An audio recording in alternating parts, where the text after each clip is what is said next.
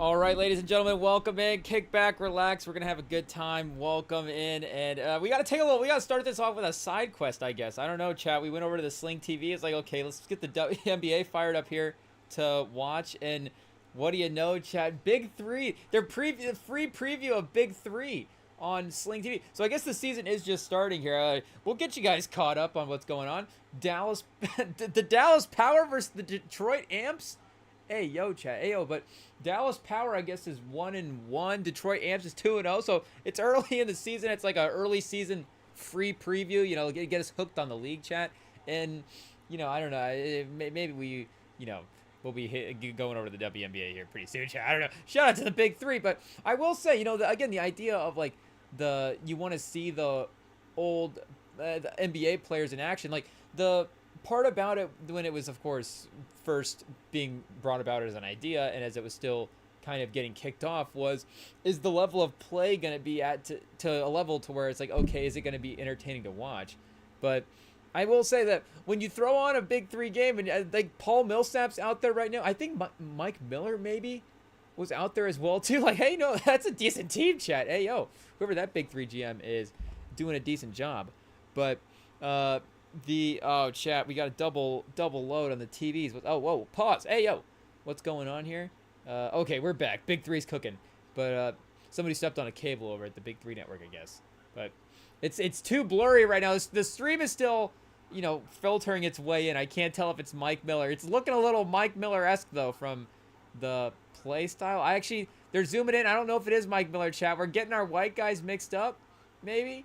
But you know, again, shout out to Paul Millsap. He is a legend. And George Gerving is coach of the Detroit Amps as well too. I mean, shout out to some of the coaches of the Big Three maybe even need to get more credit than the players of the Big Three, because, you know, playing is, I mean, that's just how much, you know, again, a guy like George Gervin loves basketball so much. He's like, I got to get out there and coach a Big Three game. You know, does a Big Three team even need a coach, chat? What is a coach actually doing? Because some of the coaches, I thought, you know, there's a little like player coachy element to it as well too. Do they do like a one-on-one for a foul? They like play for the shot, play for the free throw. That's kind of cool.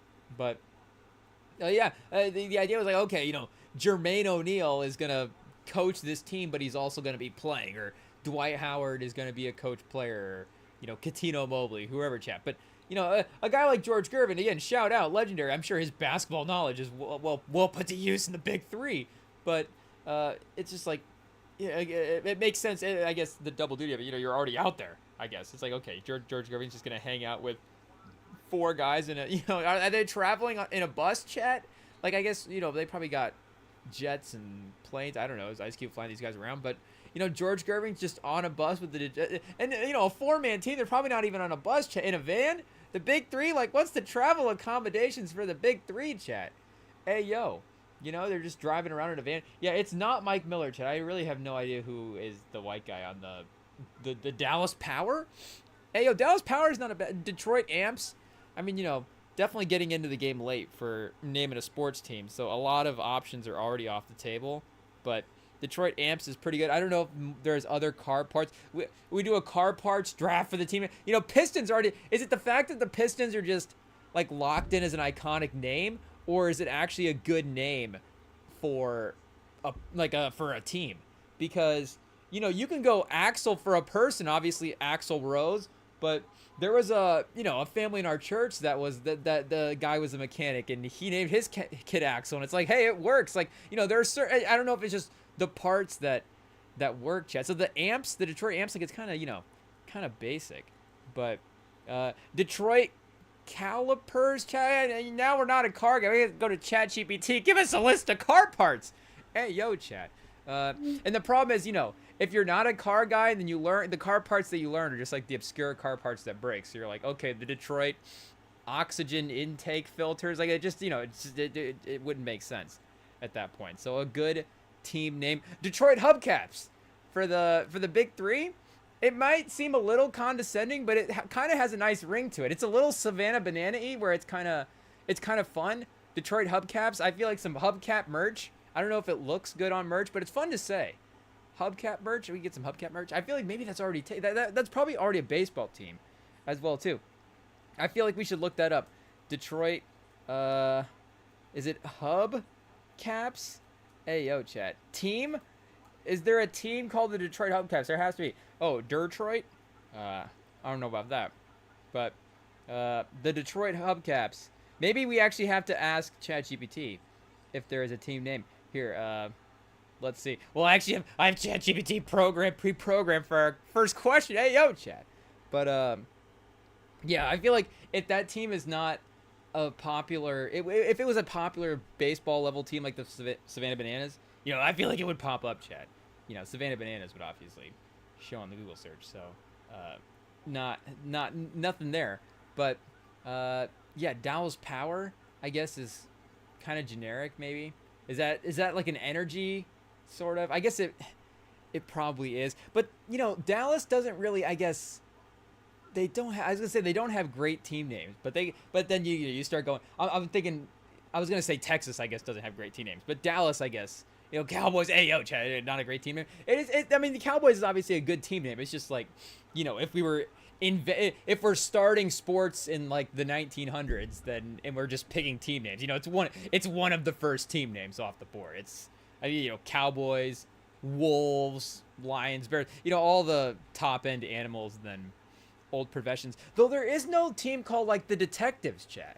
I don't know why I just thought about that. Like old school, like all time. I don't know. We do like a professions ranking, but I don't know if Cowboys still has had like the legs as well too into 2025 where it would carry on. But Detective is obviously. I feel like Detective might be the most timeless. Honestly, is Detective the most time? Because there's people have always been investigating. Well, what is the oldest profession? Hey, yo, chat. IT, cut that out. But, the second one, what is the second oldest profession, chat?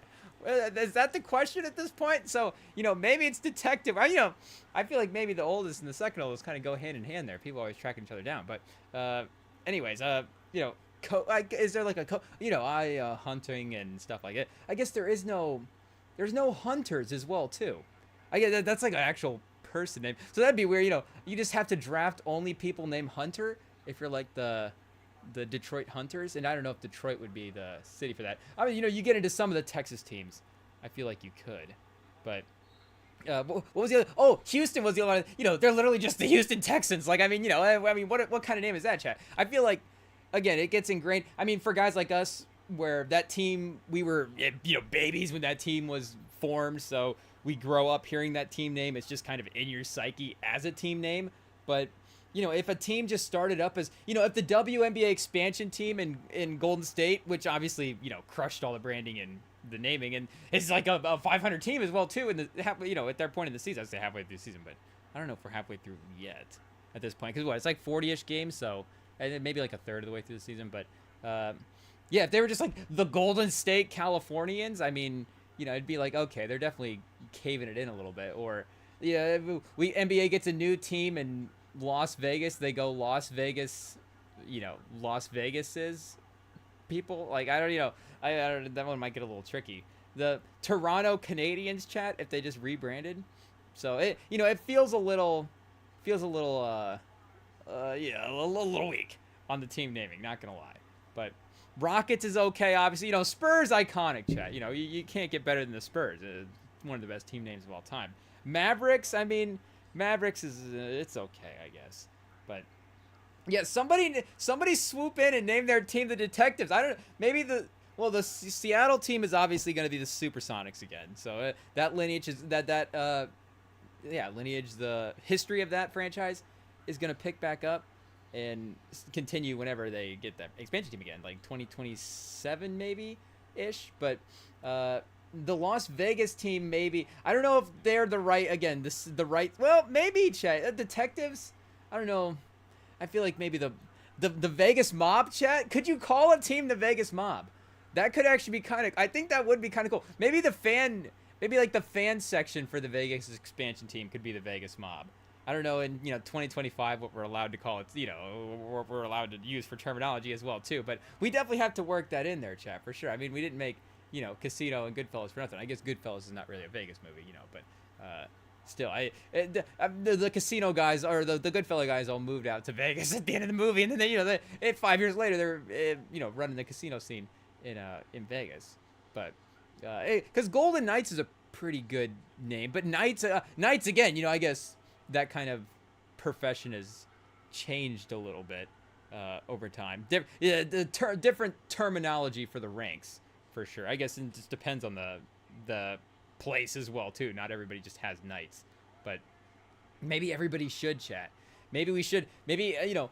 Well, you know, I don't want to start like, see what aisle of the political, you know, what are we saying here? But just, I get the title of knight is cool, but again, if it's gonna start bringing in other titles in the government, it's like, okay, well then we'll sacrifice the knight title to lose the other titles, that's for sure. But if there's a perfect world where we could do the honorary Sir thing, you know, that'd be kind of cool. I think Sir Denzel. I mean, there's definitely people that I feel like, again, it would make sense in a perfect world version of it. But yeah, that might get sketchy. It's like, oh, you know, you want to introduce knights, well, knights have to have, it's like, wait, that's not what we said.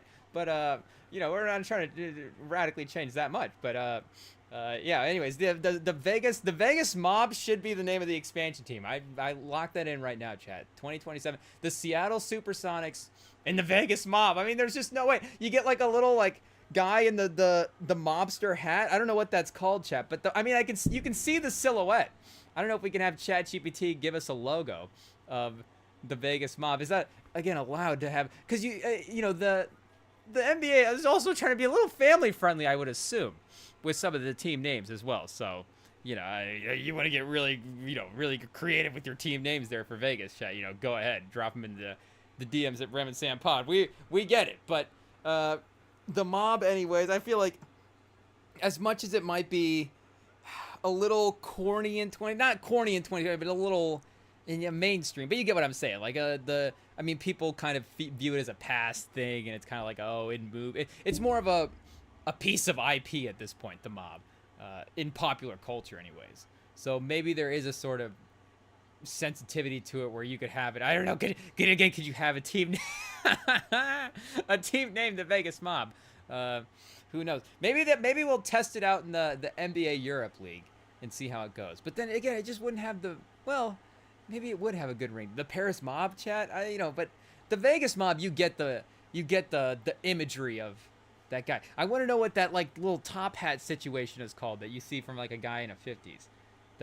I feel like, hey, yo, oh, wait a second, we could just, we're doing redrafts. I was like, let me type out all these years. We got to pick a random year to redraft from here. We'll copy that for later. But okay, so what's the most efficient way to ask it? We'll spend more time thinking about it.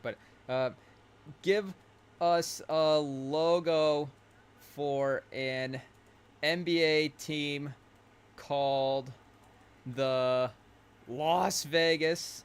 Here we go, Las Vegas Mob. If that's allowed, chat. I don't know if we have to do the little quotes thing as well too. Las Vegas Mob, and hopefully it gives, I don't know, I feel like it's listening in, so it might know what our you know, imaginary wish list is at this point for creating a logo. But I'm viewing that like the silhouette of the guy in the hat. Maybe you can kind of see a little, you know, dress shirt. Maybe it's just the silhouette of Pat Riley, chat. Hey, yo, I don't know, what do we got on Pluto right now? Is this a rerun of Heat games, or is this like a documentary? They, you know, sometimes they'll run the docu-style stuff. Yeah, this is like a 2006 champs sort of hour segment thing, I guess. Shout out to Antoine Walker, chat, just burying threes. You forget about that? The orange Charlotte jerseys. Hey, yo. And just the shiny jerseys of the mid-2000s in general, chat. I don't know, we need to bring back shiny jerseys. We need to bring back whatever that, I don't know if that was, you know, great sort of performance technology as well too. But I mean, again, there's definitely going to be, if the NBA wants to censor it and go a little bit more, well, I was going to say the Las Vegas slots, but you know, hey, yo, chat, what's that? The Las Vegas Lucky Sevens. I feel like there could, you know, it's going to be kind of tricky to name that team. But okay, this is not bad, chat. This is not bad. I feel like if we put this into the little editor guy and maybe, you know, silhouetted him out a little bit more, then that would be good. I mean, ChatGPT, they tend to lean a little one way when they're generating images of people. It's like, okay, you know, ChatGPT's telling us about diversity, and it's not really practicing what it preaches. But yeah, you know, we go a little more vague with the with the logo here. I get the outfit is perfect though. The outfit is perfect. Whatever is that a fedora? Am I crazy? Am I crazy? Fedora? Yeah. Okay. A soft brim hat. Hey, yo. Yeah, so basically a fedora. I feel like maybe it's a different style of fedora. Maybe a little more like this one here, chat, I guess. If you're listening on Apple, ayo. But maybe a little bit more. Because some of these, the brim is not like crazy. There's not a lot of depth in the brim. Yeah, this one right here, chat. Hey, yo, if this one was like blacked out. Oh, chat. We might have to. This guy might be doing the photo shoot for the mob logo right here. Who knows? But yeah, this is pretty close right here. I mean, chat, look at the Las Vegas mob, the Las Vegas Aces, the Golden Knights. I guess it does. I was gonna say it doesn't fit with the casino vibe, but it kind of does, chat. Hey, yo, it kind of does, but not directly. And I guess is Golden Knights a casino vibe, but the golden vibe of it, I guess, feels good. So are they well? Again, I was gonna say like the Las Vegas Spades, but the Las Vegas Diamonds. Maybe, you know, I'd take the Las Vegas Hearts. The Aces is the best one for basketball for sure, but the Las Vegas, because I guess the Las Vegas Diamonds is probably more of a baseball team, to be honest, than it is a basketball team. But that's not the point, chat. The point is not renaming the Vegas teams, but today, because in honor of the draft that just happened, we're going to be going back and redrafting some stuff. Again, who doesn't love the draft, chat? I mean, I feel like the only person that claims to love the draft more than us is Rosillo, so he's a veteran of the game, chat. Maybe he can have that, but other than that, I feel like, because, again, Presti, I was going to say a lot of the NBA GMs, maybe they have a little bit of a, sort of a turbulent history with the draft, where it's like, I mean, I definitely love the idea of the draft. It's just never actually treated me well. But, a guy like Presti definitely loves the draft, even though, again, as competitive as Presti is, he's probably looking at some of them being like, oh, missed on that one. But, I mean, in terms of drafting, it's about as good as you're going to get. I mean, who's a better drafter than that? Looking to NFL at that point, Howie Roseman, because, again, even Belichick was never like a great drafter. I mean, we had to go back and look at some of those early New England years, and then, again, it was more about even, but for the rise for, guys our age watching football, it was like the whole point of the Patriots thing was like they'll take the 7th round pick and turn him into a great guy. It's like they'll find the practice squad. It's like the Patriots don't even need draft picks. Belichick just signs these guys from overseas and small colleges and out of nowhere, and all of a sudden, and then maybe. Now looking back, it's like, oh, how much of it is Brady? What's the comparison? And speaking of Belichick and Brady, chat, hey, yo, Brady taking a couple of pages out of the Belichick playbook. It seems like, I don't know if we have to take a quick pivot away from our redrafts to look into this Vegas, or well, not Vegas, but was it in Vegas? The Bezos wedding? Was it in Vegas? I don't even know, chat. But turned out to be apparently a social event. Turns out Tom Brady, there's weddings, chat, after parties. People are going to be mingling. There's going to be eligible bachelors. It turns out, I mean, Tom Brady, as you would suspect, is up there the most eligible bachelor. I mean, every time I open up Instagram, I don't even know if it's a bit at this point or if it's real news, because the original post that I saw was, of course, there was news about like, Bezos is getting this high-profile wedding, and then there was a post about Brady was apparently chatting it up with Sydney Sweeney at the wedding, who, again, speaking of weddings, chat, was kind of planning one herself, and apparently now she's chatting up with Tom Brady a couple months later. Things happen, chat. But you got a couple of eligible bachelors there, and just people chatting it up, vibes in the air, and then as I open up Instagram another time, it's like, oh, Tom Brady was chatting it up with this person. It's like, I don't know what to expect next time I open up Instagram, chat. Who is Tom Brady chatting with at this wedding? But it's not like, I guess we haven't seen. I don't need to see videos to believe that Tom Brady was, out there being a social animal at this event. But I'm just saying, like, and I guess he was probably, I guess the idea of him kind of moving and working I guess it just seems like a great time, Chad. Is Tom Brady just working the room, and it's like, oh, Tom Brady just really kind of working a specific segment of the room as well too, and like an even more specific sub-segment of the room as well. It's like, okay, I don't know if Leo was at this party, but him and Tom Brady might have been in the same corner there for a second. It seemed like, but just Tom Brady chat is really still throwing touchdowns, I guess, even now. But yeah, and poor Belichick is out here like poor Belichick is. I guess Belichick just didn't work the room or just didn't have the celebrity inroad because it's just like Belichick's like, hey, what am I doing wrong here? What am I doing wrong? I guess the thing would be, is Brady gonna is there gonna be an interview with Sydney Sweeney off in the side in like 6 months where it's like, hey, what's happening with Brady's legacy? Sydney Sweeney's like Brady's like out at the Fox job or something, chat. But that hasn't happened yet. So I guess there is a little bit of a difference at this point. But hey, yo, so what were we doing, chat? Redraft. We were gonna do some redrafts here. Okay, let's see what we got, because yeah, again, NBA draft just happened. We always like to go back and revisit the drafts, but because of course, why not just there's a one perfect draft to go back and redraft. It's the anniversary of many drafts, chat. So we'll let ChatGPT pick one and see which draft is the one to go back and redo. Oh, 1995, chat. Hey, yo. Okay. 1995 NBA redraft. Let's see. A little bit before our time. That's okay. Because 94, was that not Shaq? Hey, yo, chat. Hot start. Maybe Shaq was Shaq 92? Which draft was Shaq? Shaq was not the 95 draft. I don't know if Shaq really has anything to do with the 95 draft. But we will see, chat. As we go back in history, that will be the starting point. Okay, Joe Smith goes to the Warriors. So the Warriors, they end up with Chris Webber in the 90s. I don't know, maybe drafting Joe Smith in 95 had something to do with it. I don't think so, chat, because, again, he gets traded there in 90. Oh, so yeah, Shaq was the 92 draft. Okay.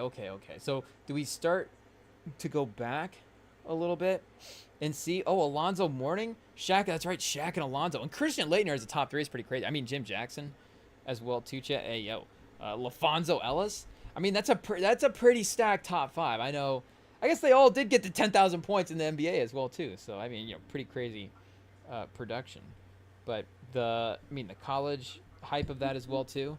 That is, I was thinking about that a lot too with this past draft, of course, and Cooper Flag goes 1, Dylan Harper goes 2, and then with the Ace Bailey going in the top 5, and then you get all the graphics as well, and it's like, okay, all 3 of those guys, of course, were the top 3 high school prospects, so there was a hype for them going into college. In general, of course, especially in the one and done stuff, you can kind of carry that over into the draft.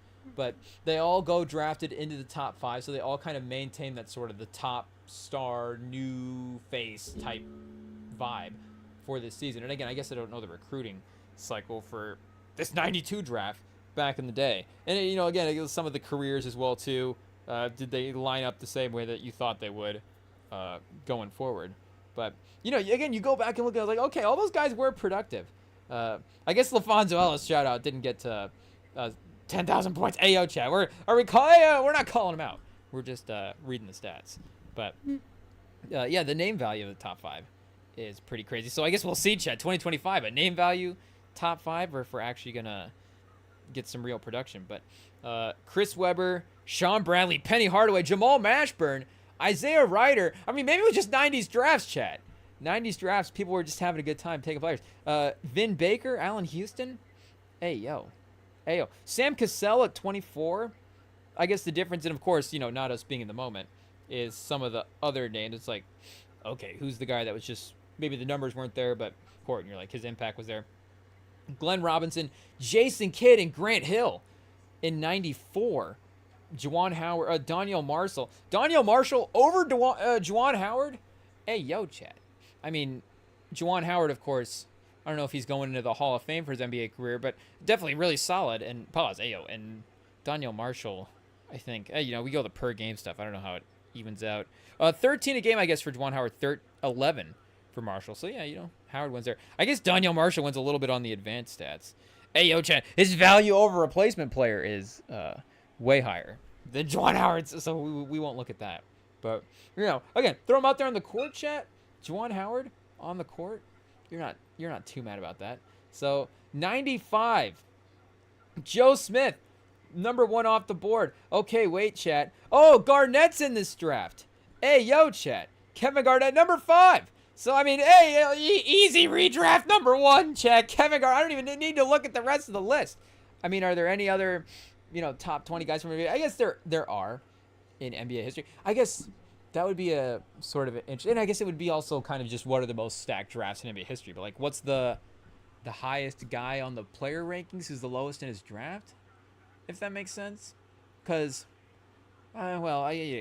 Like, a guy like Carmelo would be, maybe 70s, but third in his class. But again, it's like the highest guy on the list. So I guess that would go to just that 84 draft then with MJ, Hakeem, and Barkley all in the same draft. It's like, okay, you get 3 of the top 50. Barkley's 3rd best player in his draft. He's 15th best player of all time.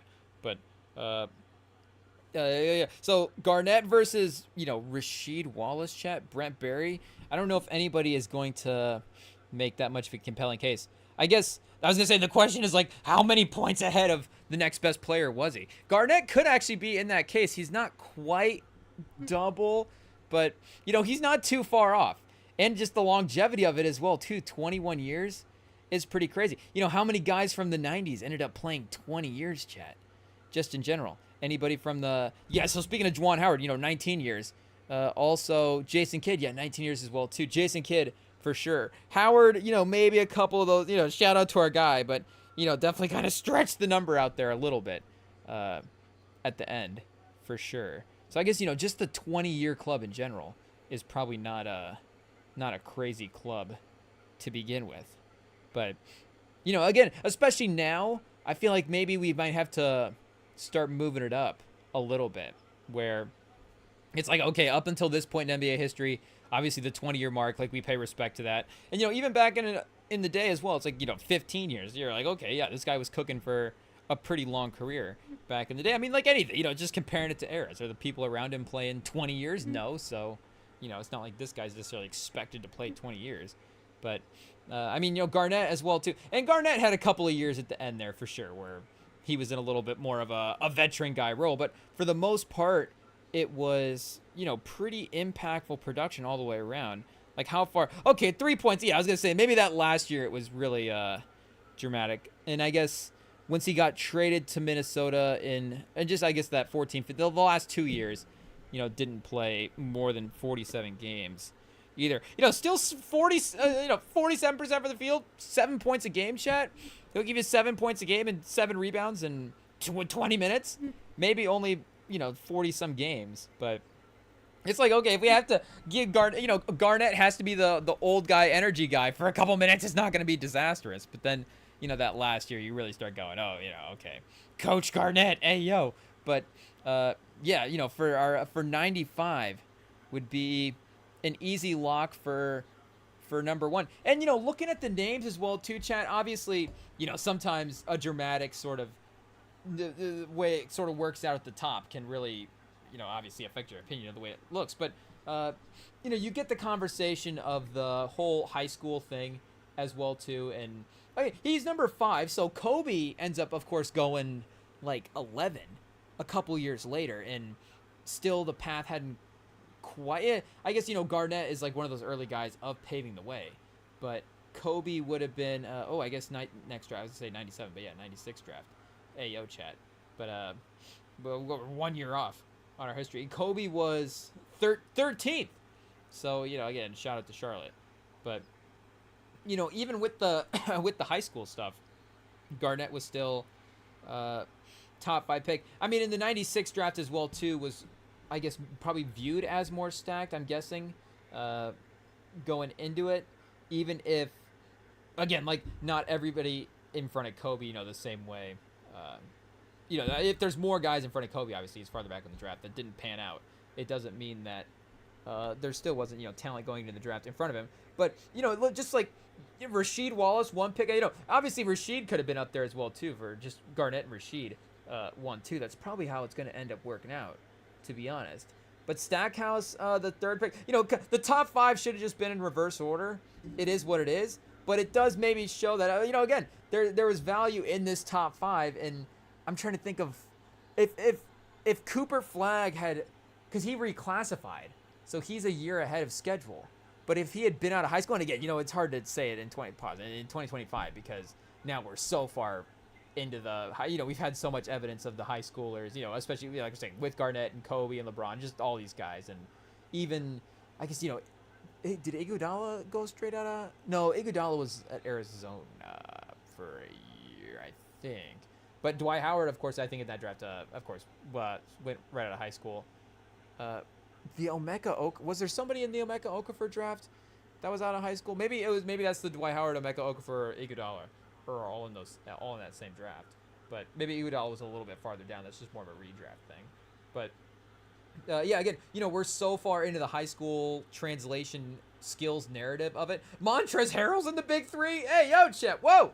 Montrezl Harrell's playing for a contract right now. See, the Montrezl Harrell and Jason Richardson on the same basketball court. It's like multiple generations, it feels like, of separation between those guys. But we're probably really not, to be honest, as well, too. So, but shout out to Jason Richardson. Still hanging out there, for sure. But, again, we're so far removed from the high school thing that it's a little bit easier for us to be like, well, if Cooper Flagg is just this generational talent, like if he would have been I guess because last year would have been difficult because Wembanyama, or 2 years ago would have been difficult, I guess, for the high school part of it with him reclassifying then again. So that would have been the difficult. It's like, okay, he's reclassifying now he's like should have been a junior. Maybe that's like the 2025 version of the conversation actually. But again, I guess with research day, maybe last year's a little bit better of an example. Because if Dylan Harper has a year in college, but Dylan Harper didn't even make the tournament. So if Dylan Harper just doesn't even make the tournament, and Cooper Flagg's just awesome in high school, then there's no reason I don't think that Cooper Flagg is still not the number one pick in this draft. Because like Sheed actually, and I guess Stackhouse, both of them at UNC, like that was a good UNC team, I'm guessing. I guess we don't have all of the North Carolina years lined up for which of the legends won the national titles there and which ones didn't. But where's Rasheed at, chat? You think Rasheed would be one of the top Wallaces to be in college basketball? But 13 a game, I guess, didn't win a national title, but did he had to have made it like a Final Four. A second team All-American his sophomore year, that last year. First in the AP as a freshman. Oh, they lost in the second round. So, not a major guy yet on this team in the same way. Stackhouse, I guess, they both started a lot of the games, but you had Montross and then Donald Williams taken. Montross is a name that, I guess because All-American as well, too. I feel like that's a name that you hear. But Donald Williams, you don't hear about the Donald Williams UNC years. That's for sure. But then 94, 95, they did make the Final Four. Oh, they lost to Arkansas. So 95 Arkansas lost the national final. But, this 90s Arkansas team, Corliss Williams, of course, dominant. So no shame in losing to that team. That's for sure. And is Corliss Williams in the 95? If Corliss Williams is in this 95 redraft, making him 7 spots too high, doesn't matter. I think we'd have to go back and look at the NBA numbers. We'll just assume Corliss Williams had great NBA numbers. Great college career, for sure. But did we see his name? He would have been at the top of the draft. Oh, 13th. He was 13th. I guess maybe some of the early, because what was he like a little bit? Oh wait, where's his page at? Did we not pull up his page? I don't think we just did click on it. Oh, I think we clicked onto Arkansas chat. Let's see the actual Corliss Williams stats that he had. 11 a game. Yes, 6'7". I was gonna say, was he a little Barkley-esque with the chat, but the sort of the undersized 4, 6'7" power forward. So it's like, okay, what is the translation? I get that, but just a dominant college guy, for sure. 6th man of the year. Hey, yo, chat. Again, impactful. So I feel like Corliss Williams is in the big 3 as well, too. And Montrezl Harrell has all of his teams, 11 of his team's points. He's 11 points. The DMV trilogy, they're playing the DMV trilogy. DMV has 7. But they have that Drew League guy, that Frankie Sessions. I know he's like a street ball legend, but they're like a ball is life type all-star. But I haven't seen too many of his. I guess outside of the big 3, he's been a big 3 legend though. I guess at this point as well for a while. So again, just a fun intersection. You get the internet stars intersecting with the when's Tristan Jass gonna be in the big 3 chat? Hey, this is gonna be is that a good sign or a bad sign for the big 3 if they're like Hey, Tristan Jass. Who else is a NBA creator, Chet, that's out there like that? I guess we'd have to dip back into the scene. I feel like he was one of the earliest ones. So, in just the virality of his videos, it's just like everybody's seen those clips when they were first popping up. But, or like somebody like Flight, or like, Speed as well, too. I guess he wouldn't necessarily be like an NBA-centric guy, more of a soccer guy, but just as a... Or like if Kai Cenat was like, hey, let me be in the big three. Would they let Kai Cenat be in the big three? I guess it doesn't have to be retired NBA players, because I guess did Frankie Sessions play in the NBA? I don't want to disrespect his, NBA career, Chad, if he did make a run there for a second. But, even if it's like on a team, obviously, that's incredible stuff. But, do you have to be a former NBA player to be? And I guess, they were going to invite Caitlin Clark into the big three, so you don't necessarily have to be, she's not even she wasn't even a former WNBA player when they were inviting her in. She's about to be a WNBA player. They're trying to steal her away. So I guess maybe they're willing to probably bend the rules, regardless. But yeah, so Corliss Williams is going number 3 in our redraft, chat. Just because of the college stuff. Okay, we don't care. But yeah, again, Garnett's like, okay, there is a little bit of a, and maybe 5 was like the absolute lowest that he could go, because I guess he got Finley way down the list. There really is a drop off outside of the top 5, but yeah, still good talent as well too. And then Rasheed Wallace obviously goes on to win a title. I mean, Rasheed is obviously, we're looking at the one pick that's kind of close in a way. And maybe some of the statistical stuff, like Rasheed, you don't want to call any, you don't want to call him discount Garnett, because that's a little, you don't want to be disrespectful to Rasheed. He's a little unique as well too, because, I mean, he was definitely a better 3-point shooter than KG was throughout the course of his career. But I mean, in terms of the feistiness, the smack talking, the energy, the defense, two-way stuff, like, he was definitely providing a lot of that as well too. And then Stackhouse obviously didn't have the playoff success, but a lot of, I mean,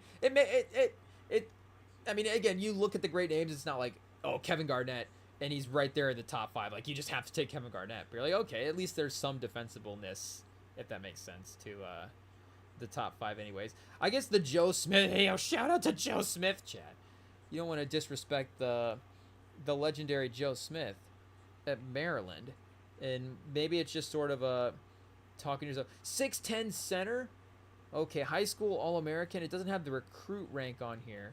But, like a front court player like that, there's a good chance that he was probably like a top 5, if not the number 1 overall recruit in the country. I guess here, well, it's probably would be on his page on Wikipedia. I'm guessing if his high school recruit was that much. And again, as an All-American, top 10, top 15 high school player, whatever that range is for however many All-Americans they allow.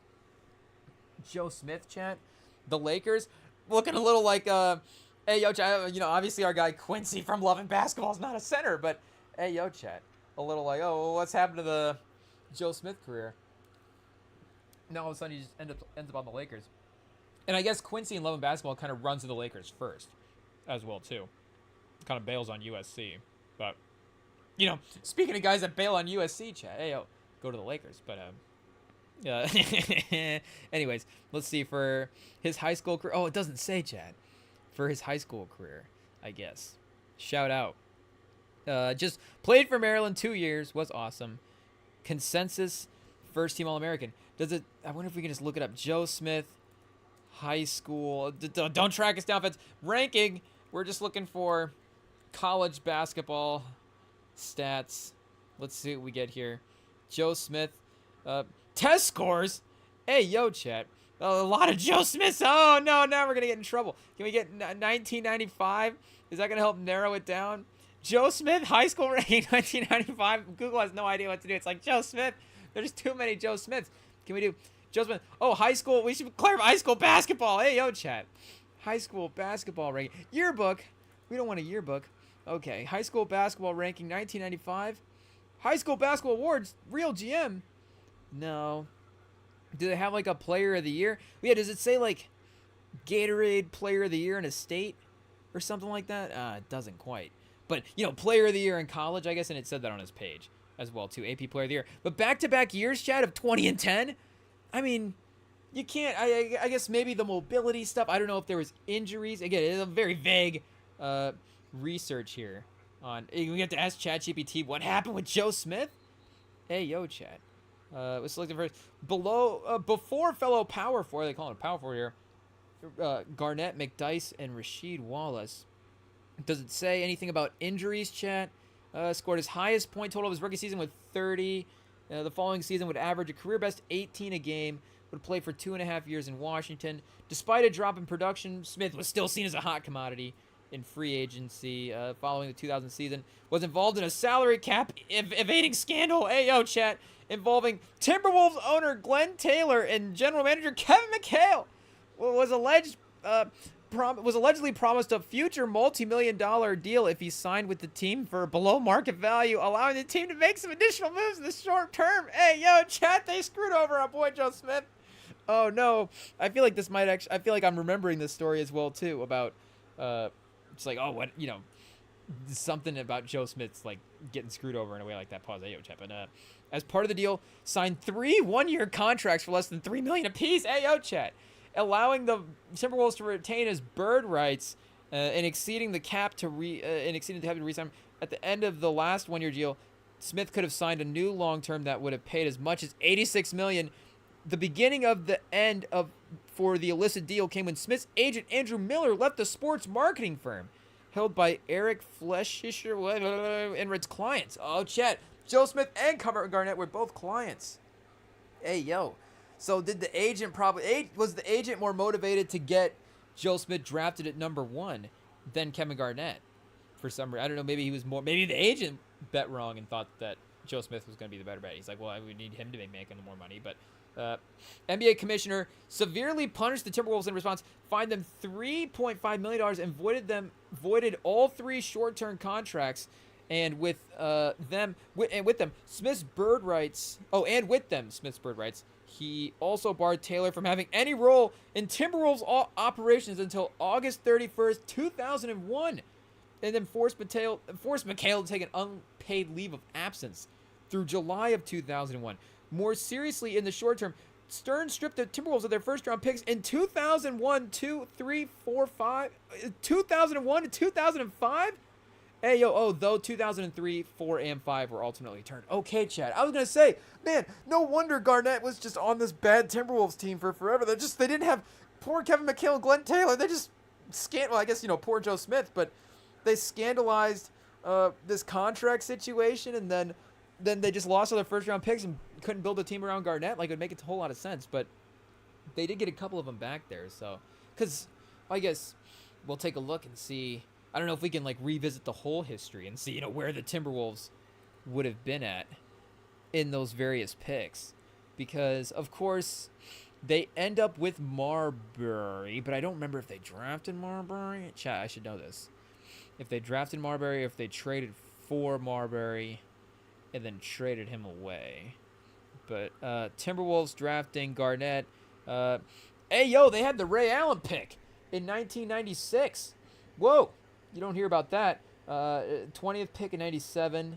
And then, let's see here. They also had the Brandon Roy pick in 2006. The O.J. Mayo pick in 2008. That one actually worked out. And then, the 2009 draft. So, yeah, they didn't draft Marbury. Yeah. They drafted Wally Zerbiak in 1999. But not Marbury. I forget now where his what his order of teams was for playing. Oh no, he was drafted by Minnesota. 96 draft. Oh, Milwaukee, and then traded on draft night. Oh, Marbury traded for Ray Allen. Oh, chat. Okay, I was about to go back and look up that Ray Allen trade, but this will be perfect. We can just see what it was here. That's crazy, chat. Wow, traded by the Bucks to the Timberwolves for Ray Allen and a first. Hey, yo, chat. I mean, Rasho Nerestrovic? Hey, yo, chat. I guess 6 and 5, 50% from the field. Played a while. Okay, was not a bad pick. Ended up 17th overall pick, so it's not like, they ended up with the top 5 pick in the draft. But that's a crazy pick. And they traded back one spot? Or wait, was Ray Allen the 5th pick in the draft? Marbury was the 5th pick, and then Ray Allen was the 4th pick? What was the order here, chat? The 4th pick. Okay, Marbury was the 4th pick, and then what does it say Allen was? Or no, it'll say that it won't say the pick here, but Allen was the 5th pick. Okay, so Allen and a first for the 4th pick. So maybe they could have done a little bit better with the first, I guess, as part of that. And that's making it, I guess, well, no, because again the picks were in the 2000s for them losing them as well too. But imagine if they had Ray Allen and Kevin Garnett, an early version of the Celtics, chat. Imagine, could they have gotten Paul Pierce in the 90s? And it's like, whoa, imagine the Celtics core could have been formed a decade earlier, a decade and a half earlier in Minnesota. The what if of it, chat. But Marbury was obviously, a talent as well too. It just he got traded, unfortunately, before they were able to turn into anything as well. But yeah, so 2001 and 2 left blank. So Igor, and then they just didn't have a pick in 2000. They probably traded that away. So Wally Szczerbiak in 99. I mean, Szczerbiak was obviously a pretty good player in the NBA. We respect Wally Szczerbiak on this pod. Shout out.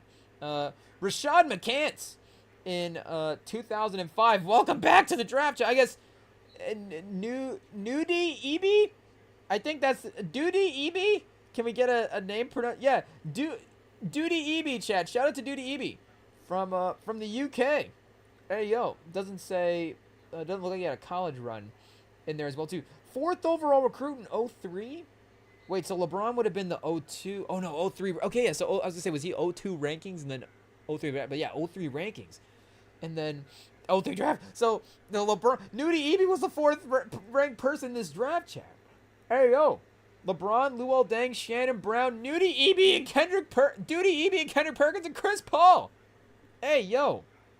What a wild top 5. I mean, man, Perk played, Luol Deng played, Shannon Brown was, obviously always putting up highlights. I mean, Shannon Brown, that's a close one, Chad. If we went percentage of plays in the highlight reel between LeBron and Shannon Brown, it's pretty close. It's pretty close. Again, Shannon Brown's working with a little bit. It's different sample size, but percentages, if we're just talking just percentage of highlight plays, just percentage of total plays in the highlight reel, Shannon Brown might be up there in NBA history, chat, to be honest. The man was always throwing down crazy dunks and jumping sky high just all the time. But Duty Eby was the 4th overall player in this draft. So I guess Minnesota took him in 2003. But yeah, hey, yo, so between the scandal, the trading of their young talent, and the bad picks, why they were not quite able to build a full team around Kevin Garnett, chat. So we've got the Timberwolves are taking... Or no, wait, the Timberwolves aren't taking Garnett. The Timberwolves would always take Kevin Garnett with whatever pick they got. Kevin Garnett in the 95 redraft. Where's he going, chat? Oh, he's going to Golden State. Okay. Golden State. So he's playing with... I guess just Golden State's latest picks. Kobe Bryant, chat. Hey, yo. Let's see here. 1995. So does Golden State also trade him? Is he playing with Chris Webber at this time? Or is Chris Webber already traded and moved on to a different team? 94-95. No, it would be the 95-96. 95 draft would lead 95-96. So where is our guy? Yeah, Joe Smith. Shout out rookie Joe Smith. Latrell Sprewell. 3-year Latrell Sprewell. 3 Rivers Community College. Ayo. BJ Armstrong, year 6. Hanging out on this team as well, too. Oh, Tim Hardaway Jr. Chris Mullen, year 10. So, 96, I guess, were still... I guess they were not necessarily a great record the year before. So, they ended up with the number 1 overall pick. So, yeah, I don't know. Were they healthy, chat? Let's see here. Get a timeline. Oh, yeah, Mullen was injured. And I guess Hardaway was kind of, they necessarily didn't get full games played from their team. So, adding Joe Smith and getting some of the guys back didn't really bolster them that much, chat.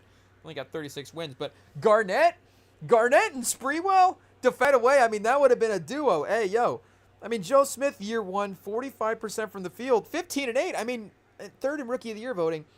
I guess how dominant was Garnett in year 1 that it was like, oh man, right away. This is not good. Let's see here. Defensive player, most improved. All NBA. Where's Rookie of the Year, chap? Oh, Damon Stoudemire won Rookie of the Year. So Garnett was 10 a game there. I guess Garnett took a couple years to get going. Damon Stoudemire at 20 a game Hey, yo, Chad. And then Sabonis. The fact that Damon Stoudemire got Rookie of the Year over Sabonis, that just shows you that Sabonis was like, okay, maybe a step. But also 17 and 8. Maybe it's just probably a function of the time as well, too. I mean, if you're putting him in 2025, he's probably at 4 or 5 assists a game. So, but I mean, Stoudemire's at 19 and 9. Yeah, Stoudemire's cooking there as a rookie. 39% from 3. Hey, yo, Chad. You got to give him his respect. Stoudemire might. Where was he in the draft? Stoudemire might go second. Stoudemire is going to go second in the redraft just because his last name's Stoudemire as well, too. Is he related to Amari? No relation to him. Oh, wait. Are they Salim Stoudemire? Okay, I didn't know. I was like, wait a second. It's like a name that I don't know about. Terrence Jones, though. Also related to Terrence Jones. Shout out. Kind of a Julius Randle that didn't end up having the same type of career. But 19, 20, 17, and then kind of fell off. I don't know if it was sort of, the efficiency, good stats back there. You start dissecting the whole career. If I guess, ends up 40% from the field for his entire career. So you give him the sort of rookie pass at the 42%, but then the next year he's down. And I guess the 3-point percentage drops as well, too, after that. But 37% in Portland from 3 in 1992-2000. And then 17 a game in the playoffs in 2000, 2001. I had 3 playoff games played. Not necessarily the most action-packed playoff career, but 7th overall pick in 95. He's going to be pretty close to being in the same class. So Sabonis, Chad, is in this draft as well, too. Sabonis was... Or no, I guess Sabonis just finally decided to show up in the league at this time. Hey, yo, Chad. So Sabonis, if we go back and redo the 85 draft, which 4th round, I guess, has more rounds, we might just have to go back and redo that one just because. But Sabonis, I guess, now enters the league in 95, but not necessarily in this draft. So Garnett was Sprewell and Chris Mullin again at the end, but Tim Hardaway and Kevin Willis. So some veterans. Would have been a fun team, but... So I guess for Golden State draft, if we just say there's still a 36-win team, obviously we can't do the hypothetical too much. There's only so many of the stats that we can change and look back at. But if we go back to their draft again here, so that 96 draft would have been, Todd Fowler, Adonal Foyle, and then Vince Carter. 5th overall, they traded Toronto in 98. You go, okay, do they trade Vince Carter to Toronto? But then in 98, are they 5th overall as well, too, if they have Kevin Garnett? If they have Kevin Garnett and Donald Foyle in 1990, are they the 5th overall pick? Ayo, chat. Would you have Kevin Garnett and Donald Foyle and Latrell Sprewell, or Kevin Garnett and Stephon Marbury? It quickly becomes the same situation, chat. Ayo.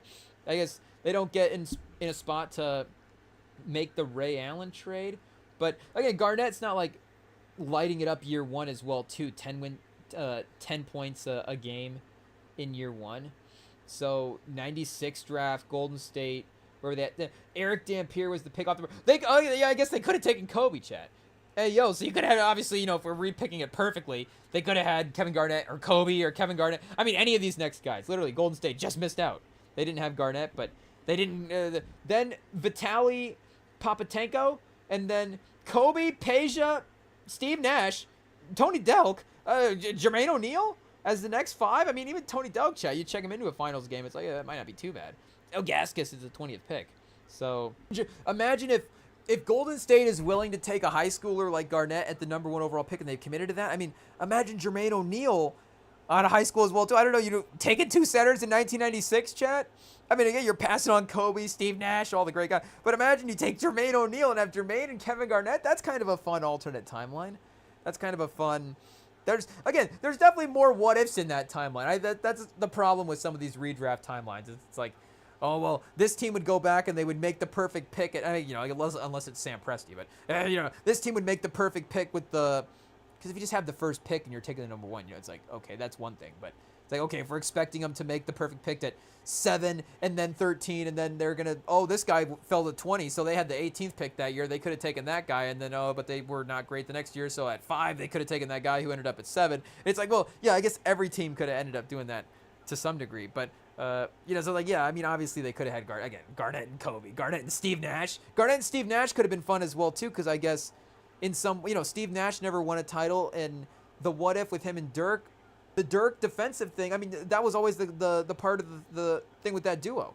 was the Nash Dirk. If I, sitting here from a guy who didn't even watch 90s basketball like that, but yeah, it's got to be the defensive stuff where, can you have both? Just those guys would get attacked and probably exposed against some of the more athletic teams. But if you had a guy like Garnett on there to make up for Steve Nash as well too, that obviously pairing. But Todd Fuller, chat, and Garnett probably not as thrilling. So I don't know if Garnett probably not able to stick around long enough for Steph Curry. And then, the We Believe Warriors are kind of right before that as well, too. So I guess, Garnett in like that 07 to 08 when he's on the Celtics range, if we have that Garnett, if he just say he retires a Warrior, is there any chance if Garnett goes to Golden State, he retires a Warrior? Does he still get traded to Boston or still get moved around to some point like that? Because, again, now we have Steph playing there the whole time, but Golden State was moving around in the 90s. I mean, again, with the whole Chris Webber saga of it all. And then, literally I got one pick away from Tracy McGrady, chat. Hey, yo. It is what it is, I mean, we don't expect anybody to be perfect, but get one of the guys. O'Donnell Foyle is, he's not bad, though. We don't pro O'Donnell Foyle on this pod. Hey, yo.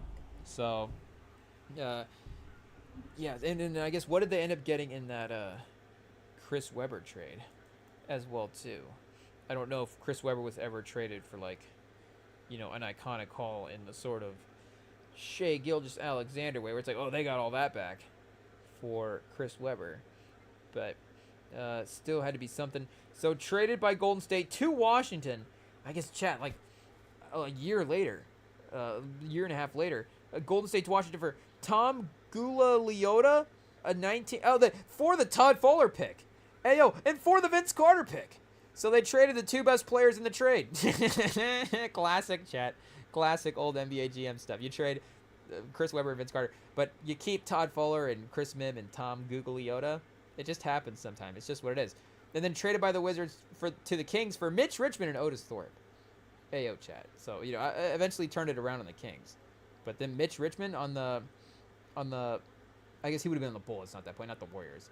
Even though he did have a Warriors run as well, too. There was a connection for all these guys. And then Chris Webber got traded for Corliss Williams to bring it all back around, chat. Hey, yo. Matt Barnes traded by the Kings with Matt Barnes and Michael Bradley to the Sixers for Brian Skinner, Kenny Thomas, and Corliss Williams. Hey, yo, chat. Those guys were just moving contracts around at that point. I don't know what was going on there in 2005. They're just like, okay, we're just Chris Webber just really wants to live in Philly, I guess. So, we'll ship him off over there. But shout out Garnett. And do we ask ChatGPT, can you mock up a Kevin Garnett and Golden State jersey? Or do we torture the Golden State fans with that? McDyess going to the Clippers, chat. I mean, the Clippers in the 90s, Danny Manning. I don't know where he would have been at on the team at this point.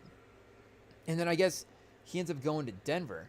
So what happens here, chat, in the McDyess? Because I was going to say, I don't actually remember McDyess being on the Clippers. But, drafted by the Clippers, second overall pick. Randy Woods to the Nuggets for Brent Barry and Rodney Rogers.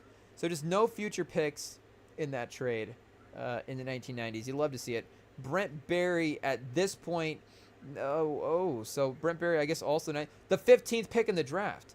So they trade the second pick in the draft for the 15th pick in the draft, and with Randy Woods as well. So don't forget about Randy Woods. Okay, so Rodney Rogers was the 9th overall pick in the 93 draft. Eventually won 6th Man of the Year a couple later as well, too. Double-digit game score the year before. 48% for the field.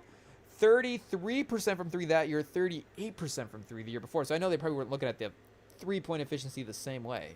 But still, just to show the level of player that he was, there was definitely a jump shot element to his game as well, too. Rodney Rogers, small forward, 6'7".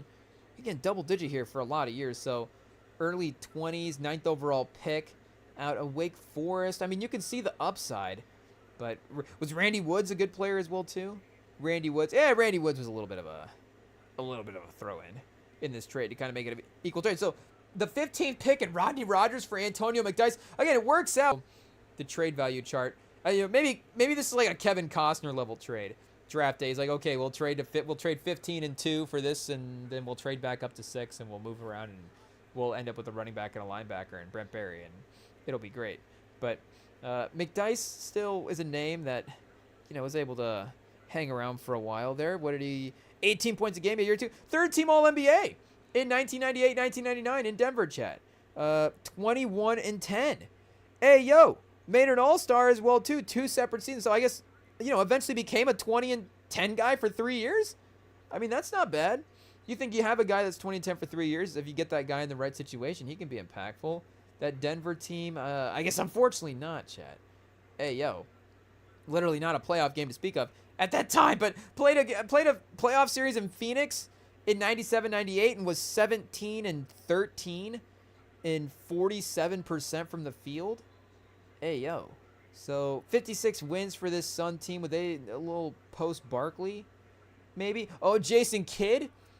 Early Jason Kidd on this team. And Rex Chapman as well, too. So Jason Kidd, Rex Chapman, Antonio McDyson, Clifford Robinson, and Kevin Johnson. And, speaking of Danny Manning. Whoa, and Steve Nash. That's right, Steve Nash bouncing around, I guess.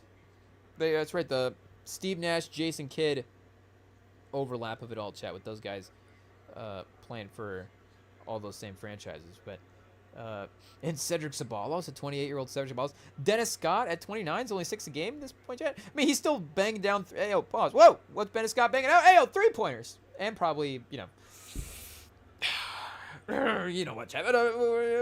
Also 3-pointers as well, too, at this point. So, McDyess is definitely 50% from the field as a center, chat. I mean, there's definitely probably a pick and roll thing. I mean, you see him with a good point guard in a good situation.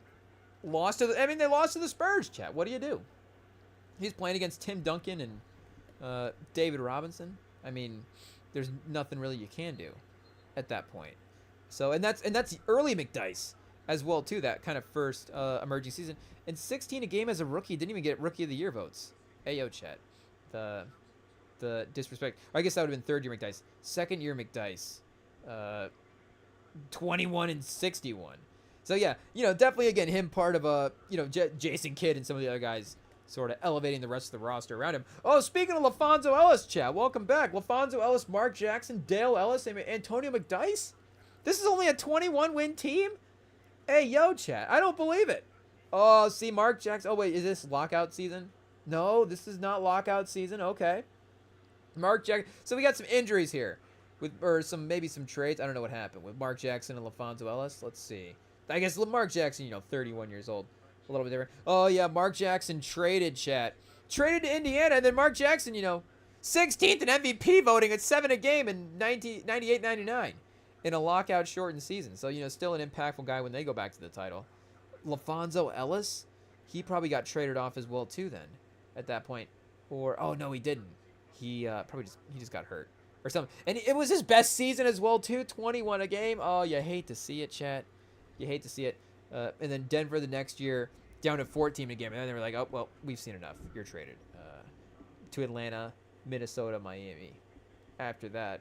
So, I don't know. There's a version of those 4 guys together. That's actually a really good team. Unfortunately, in 96, 97, it was not able to line up. But and then just a good bench roll in Detroit as well, too. 04-05 wouldn't have been them getting a ring. It would have been the season after that. Yeah, the season they lost to the Spurs. Hey, yo, chat. So, unfortunately, just missed it. Once again, Antonio McDyess messed up by the Spurs. If it wasn't for the Spurs, and then he joined the Spurs as well, too, and then jinxed us. 6 games played in 2010, 2011. So, unfortunate for the Antonio McDyess career of it, but he's still a valuable prospect. And again, I guess, it's still Garnett, but it is what it is. There is some talent here as well. Stackhouse was 17 a game, 30% from the field, 30% from 3, 40% from the field. For our guy Stackhouse. And he ended up 2 All-Stars, so no All-NBAs, but a couple of MVP votings, chat. So kind of a borderline All-Star, All-NBA, or borderline All-NBA guy for a couple of years there. 29 a game in 2000, 2001, 23 a game the year before that. So, Stackhouse was putting up points, Jet. I guess 29 a game on 24 shots. He was putting up a lot of shots, putting up a lot of points. 10 free throws a game? I mean, he was aggressive, Chat. What are you, 6'6"? I was going to say, was Stackhouse like 6'9"? But no, Stackhouse, Chat, just really, I guess Stackhouse, one of the famously, I think more if aggressive is the way you want to say it, players in the league. But 95, fourth in the year and rookie of the year voting that year. So 95 to 2002, basically, 20 a game, 40% from the field, not bad. Not bad. Not a ton of 3 playoff games in 99, 2000, 24 a game.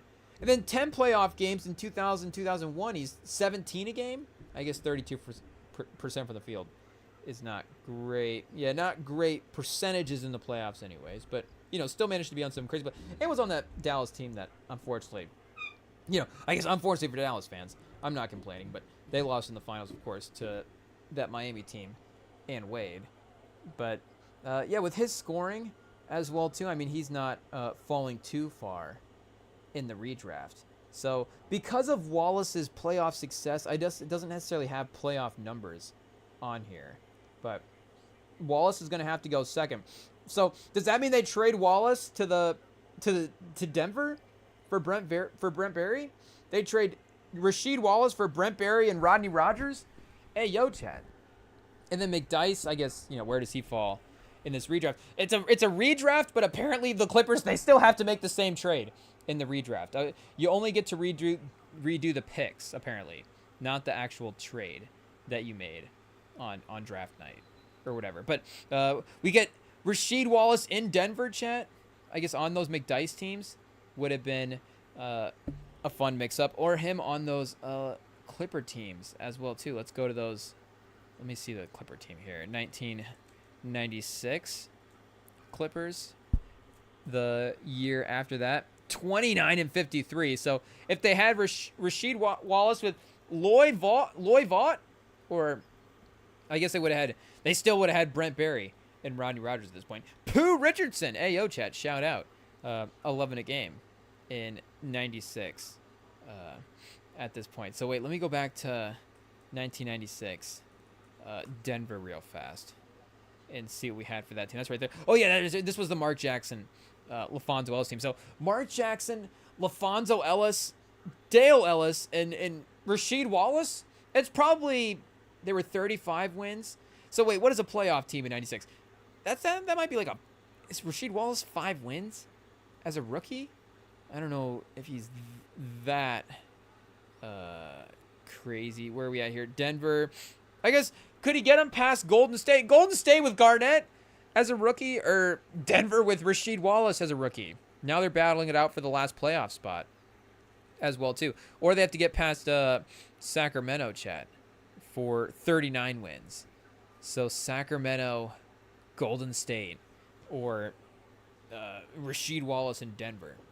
But Rasheed Wallace could have been fun in Denver as well, too. And then he goes to Portland and then to Detroit, of course, after that. So one season in Washington, chat, as a rookie, then traded after that.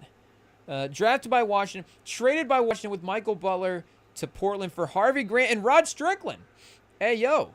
So you get a Grant and a Strickland in here? I mean, a couple of names for sure. I don't think it was, unfortunately, not Horace. But you get Harvey. Hey, yo. Harvey Grant, 18 a game, 3 years in a row. Shout out. A little bit of a baller there for a while. But Rod Strickland as well, too. And then traded by Portland with Wesley Pearson to the Atlanta Hawks for Sharif Abdur-Rahim, Dan Dickow, hey, yo, and Theo Ratliff. And then as part of a 3-team trade to the Atlanta Hawks, by the Atlanta Hawks, to the Detroit Pistons, to the, okay, wait a second. As part of a 3-team trade by the Atlanta Hawks to the Detroit Pistons, the Boston Celtics traded Chris Mills to the Hawks. The Celtics traded Mike James to the Pistons. The Pistons traded Zedljko Rebersia and Bob Sura and a first. Josh Smith later selected to the Hawks. The Pistons traded Chutke Atkins, Lindsey Hunter, and a 2024 first. Tony Allen later selected. Hey, yo, chat. It's a good thing the Pistons won the title based off of this trade. This looks like it's a pretty fat trade. They gave up 2 first-round picks. So I guess, 2 first-round picks in 2004 as well, too. They must have gotten those via trade somehow. I don't know if we go back and, look Tony Allen the pick trade history of that. Like, which team originally owned this pick? Was it the Pistons? As part of a 3-team trade traded by the Pistons as a future 2004 first-round pick. So, so the Josh Smith pick then, that ended up going to the Hawks, which, again, kind of a fun, almost Rasheed Wallace type of guy. Rasheed Wallace without the defense, chat, and the three-point shooting. I don't know what that kind of player is like, but Josh Smith managed to somehow make it work for a lot of times. Oh, Milwaukee. Okay, so the Josh Smith pick originally started as Milwaukee's 2004 first-round pick, and they traded that with Scott Williams to the Denver Nuggets for Alexander Redovich and Kevin Willis. And then the Nuggets traded that for Menji Bader, Don Reed, for Rodney White, and then it was in this 3-team trade as well, too. Hey, yo, chat. So these trades were really just moving around for nothing back in the day. A lot of names and a lot of picks being thrown in there for really no reason at all. But somehow they trade all these players, a lot of contracts, but basically trade Tony Allen and Josh Smith for Rasheed Wallace. That's actually a good trade, Chad. That's a good what-if trade. Because, again, Smith had some playoff moments. I mean, Tony Allen as well, too. But neither of them, I don't think, could quite get to the level where Rasheed was, again, never going to be your number one guy. But, could he be a number 2, number 3? Like, Josh Smith and Tony Allen were never going to be, a top 3 guy in a title team. It's just what it is. So, maybe at the peak of those powers, peak Rasheed Wallace, would you trade peak Josh Smith and peak Tony Allen for peak Rasheed Wallace? Hey, pause, but it'd be close. But the way the impact and the way it all works out, I think it is actually a smart and a good trade. Or, it's a trade that, of course, ended up working out. But it ends up being a good trade for the Detroit Pistons, for sure. They definitely end up winning that one. And I guess I'm just probably more pro Josh Smith than a lot of people. Fun 2K player, that's for sure. But, was part of the Rasheed Wallace trade as well, too. So, I don't know if he ends up, of course, in Portland, if he's on the Clippers beforehand instead of Washington, or, again, if he's on Denver because the Clippers traded him at that point. But, nope, he ends up on Washington, chat, as a 4th overall pick. Wait, where did the 95 draft even go here, chat? We are lost in the weeds at this point. McDice, number 2. So, Philly, number 3, they take Stackhouse. We've got Garnett and Rasheed Wallace off the board. Hey, yo, chat. We got to update. Oh, we got to update our list here. Wolves, they are taking. Hey, yo, chat.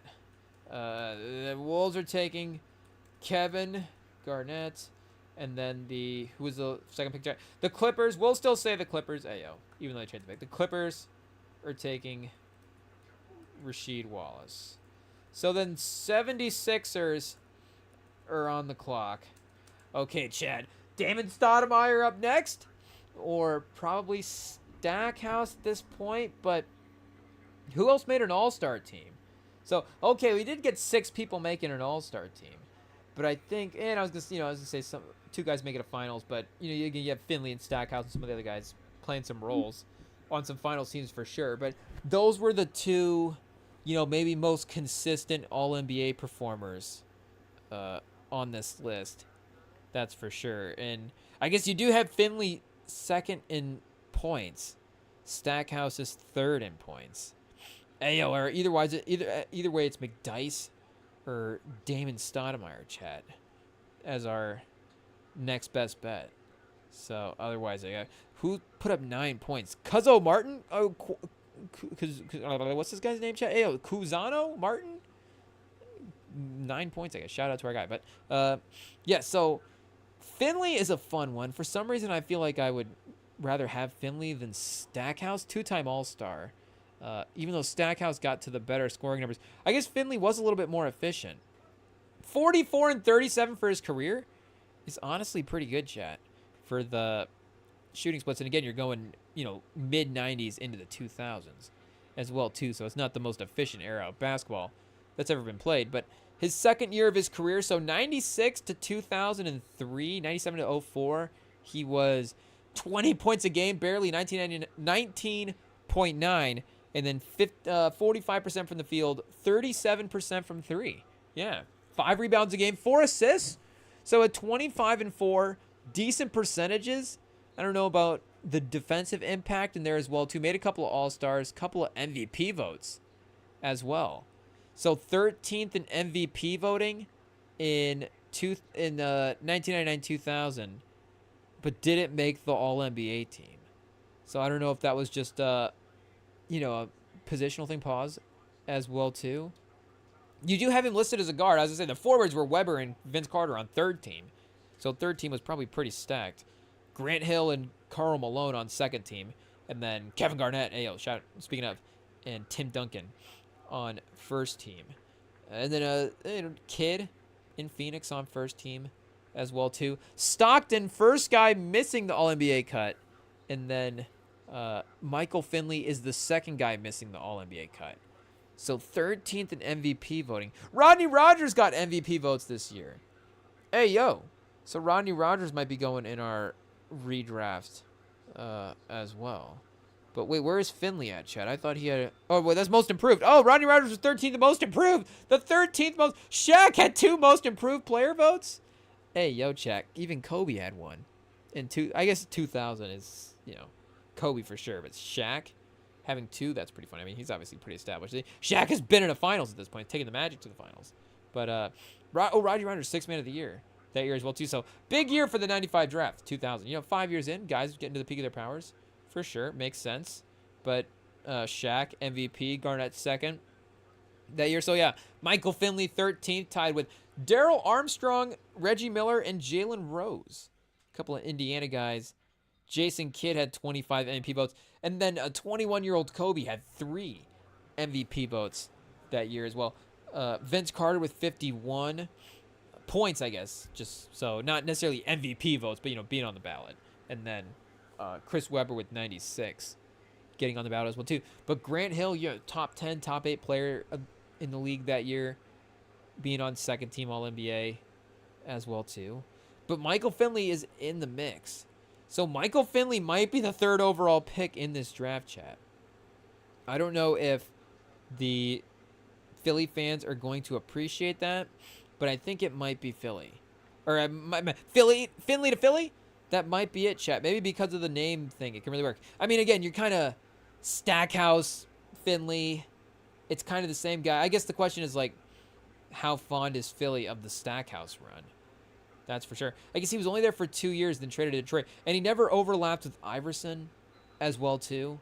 So, or at least not in Philly anyways. I don't know.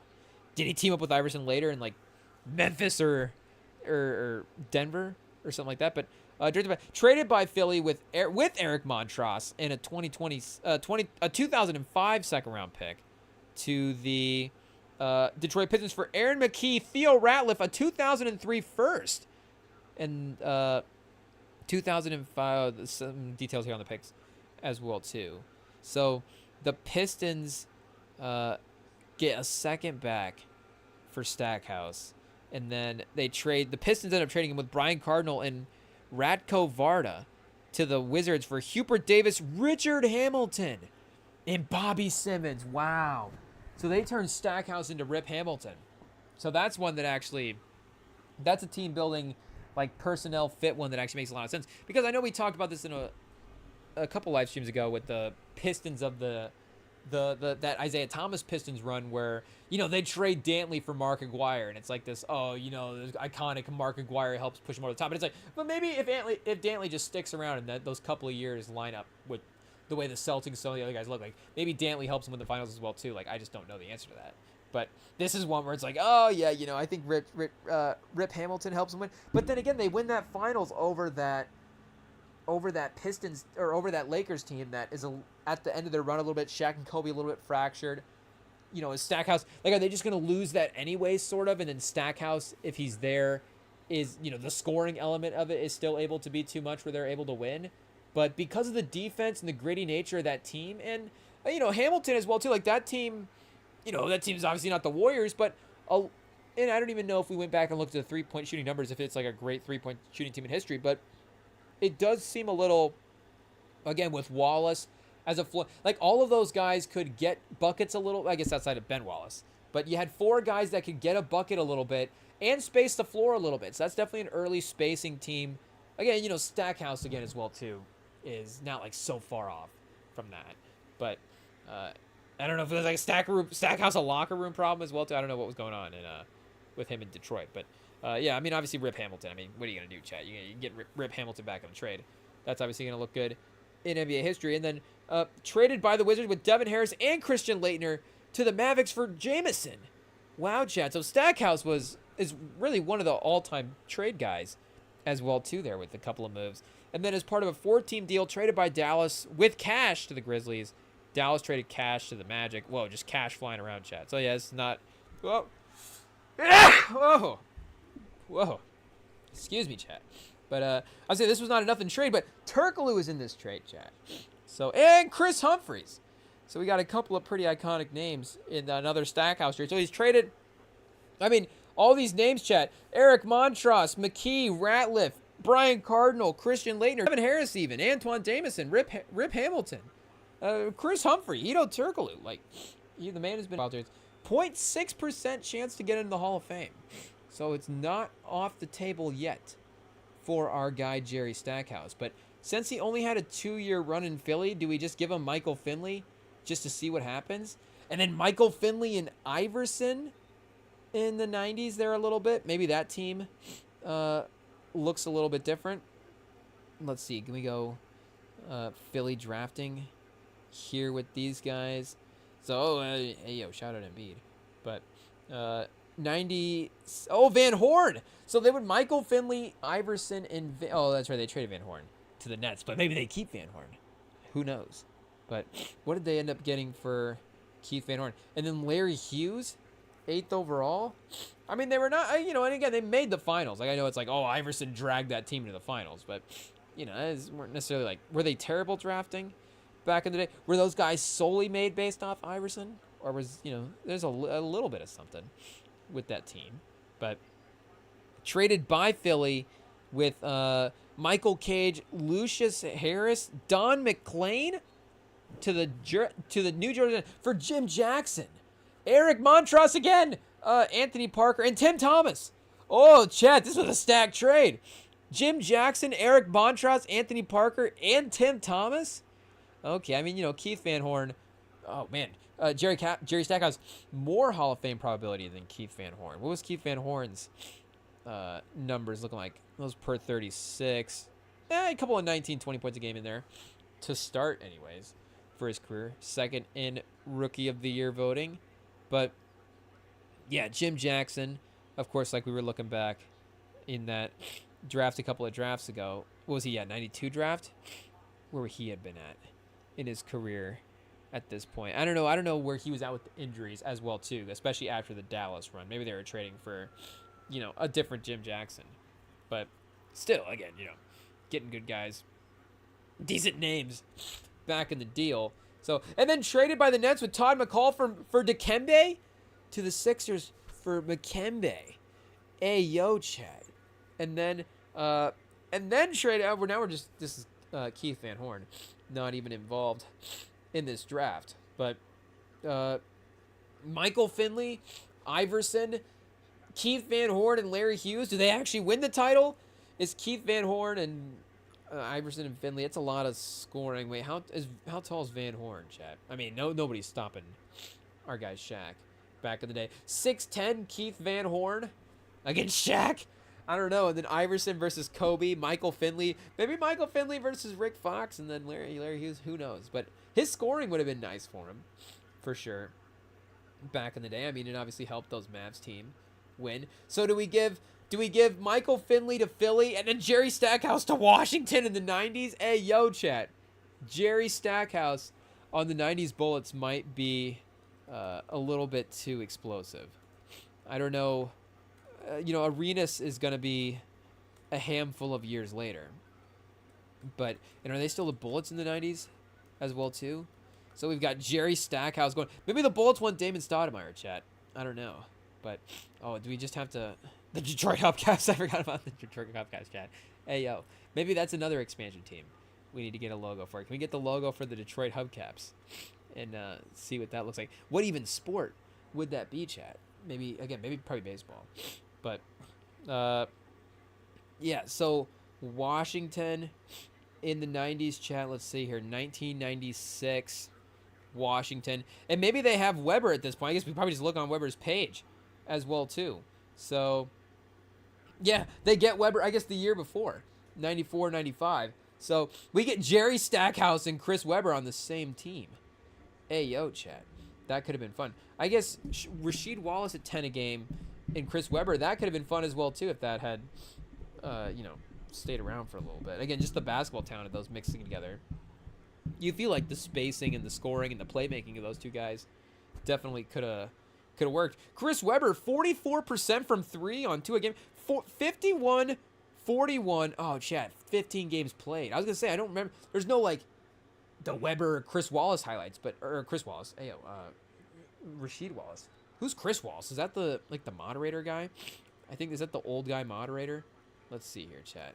Chris Wallace. Yeah, it is, chat. Shout out. Chris Wallace would be, probably not the guy you'd want on this team. But for the, maybe Chris Wallace is a coach, chat. Who knows? General manager? But who was the general manager of this team then? John Nash? So John Nash are bringing in Chris Wallace in 1995-96. Jim Lyman as the coach. Jim Lyman. But only 15 games played for Weber. Man, he was killing it in those 15 games. And 23, 7, and 6. That incredible efficiency. So you get him back healthy. The next, let's see here, 44 and 38. Weber and Howard balling out. Howard 48% from the field this year. Not taking threes. Who cares? Strickland. Harvey Grant. Oh, not in his 18-point-a-game phase. Oh, they have George Mearson, the 7.5-footer as well, too. So their front line, chat, between Howard and Weber and Mearson was pretty stacked in terms of height. And then they would have had our guy Jerry Stackhouse as well, too, scoring. Giving him 20 a game? I don't know. Jerry Stackhouse, 20 a game? I guess 96, 97. They're probably not taking down the Bulls in this series. But Jerry Stackhouse, is he making Michael Jordan work in 96, 97? I don't know. We have to ask the chat GPT. They take him to 5 at that point? I don't know, chat. But maybe 3 head coaches into the season. They probably are not, too fit to make a crazy run into the playoffs. But the year after that, do they trade Weber the next year? Okay, 42 and 40. Weber's still there. 71 games. Howard still cooking. Strickland as well. Ben Wallace makes an appearance. Hey, yo, chat. So, there's a lot of talent on this team. Darvin Ham, Tim Legler. We got ESPN. We've got TNT, Chris Weber. We've got former coaches and players and all kinds of stuff. God Shamgod. Hey, yo, chat. This has got to be one of the most interesting post-career teams of anybody. The 1998 Washington Wizards. Oh, and they're the Wizards now at this point. So if Jerry Stackhouse is around there, rookie contracts. So didn't they sign 7-8 year rookie deals back then? So he's definitely still there. You've got Strickland, second team All-NBA this year. 10 assists a game. So, is Jerry Stackhouse taking away or giving him more assists, Chaz? Jerry Stackhouse is definitely taking more shots and taking the ball away from Strickland. But maybe he's making some shots and keeping Strickland's assist number up as well, too. Who knows? But, so Juwan Howard, Strickland, at second team All-NBA, Chris Weber, and then our guy Stackhouse. And they missed the playoffs at 42 and 40. So maybe Stackhouse gets him into the playoffs this year.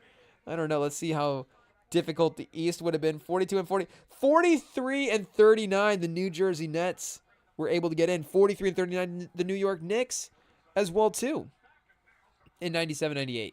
So Calipari-led Nets. Kendall Gill. Hey, yo, speaking of Keith Van Horn ended up getting up over the Bullets in the playoffs, chat. Keith Van Horn, Kerry Kittles, Jason Williams, the center, Sam Cassell, Kendall Gill, Chris Galling. I mean, it's a fun team for sure, but I kind of like this Wizards team as well, too, with Jerry Stackhouse on it. So that would have been a battle, chat. What about this Knicks team? It's Latrell Sprewell hanging out, Larry Johnson, Oakley, Pat Ewing still. 20 a game, Pat Ewing, Charlie Ward, John Starks. Okay, yeah, this Knicks team is still fun as well, too. Maybe the Cavs at 47. We bumped them out, chat. Can we take the Hawks at 50 wins out of the playoffs? I don't know if that's going to be too much of a jump. Wally Pearson. Oh, Wesley Pearson, Sean Kemp, Brevin Knight, Cedric Henderson, Elgaskis, a 22-year-old Elgaskis. I don't even know he played without LeBron, chat. Ayo, and then Derek Anderson. Yeah, I don't know how this team won 47 games, to be honest. I was going to say, had to be in defense. Yeah, opponent's points per game was 4th in the league that year. 47 and 35. Fratella coaching up the defense. Ayo, chat. But, yeah, offensively, Jerry Stackhouse would have been scoring all over that team. So we can put the Wizards in the playoffs that year with Stackhouse, I guess. And then 18 and 32, they trade everybody. They trade Stackhouse after this year. They trade Howard. They trade Rod Strickland. They just blow up the team after that. But, yeah, Stackhouse goes 4th to Washington. And then does Joe Smith still go in the top 5? He probably does. Or Stoudemire goes in the top 5. We have to go to the advanced stats and see what the advanced stats say. Oh, we forgot about our guy, Brent Barry. I mean, Brent Barry was, solid role guy, floor spacer throughout the point of his career. The win share per 48's got to be up there. I mean, 3rd in the class, really 2nd in the class. I mean, shout out to Mario Bennett, but, 600 minutes played is a little bit lower than some of the other guys. So, Barry over Rasheed Wallace in win share per 48. Fred Hoiberg, shout out to Fred Hoiberg, is top 5 player in the class, if we're looking at this as well, too. And McDyess starts to enter this conversation as well. Stoudemire, again, down a little bit in the advanced stats. And speaking of down in the advanced stats, AO chat, our guy Jerry Stackhouse, down in the advanced stats as well, too. Eric Snow, Corliss Williams, Brent Barry. So, here, wait, let's go back to the teams and remember who we had here. Okay, wait, so did we get Washington in here with their pick? Yeah, the Bulls with Stackhouse.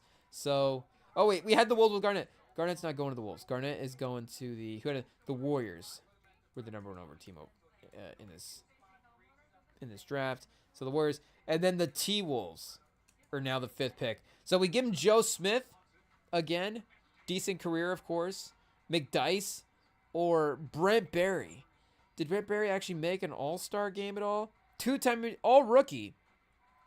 Yeah, it would have been more the floor spacing and the additive stuff that he is providing. So McDyess, as a center, is still kind of bringing in some of that additive stuff as well. I feel like we still got to go McDyess. Hey, yo, chat. Sorry, Timberwolves fans. What a massive change in NBA history. Antonio McDyess? Chat, McDass? What's this guy's name? Over here, Antonio McDess. Oh.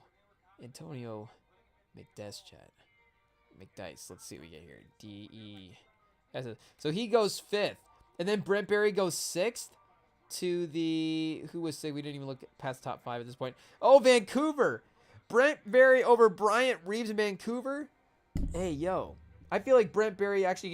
Does he kind of work over there, chat? Maybe the people are kind of accepting of Brent Barry.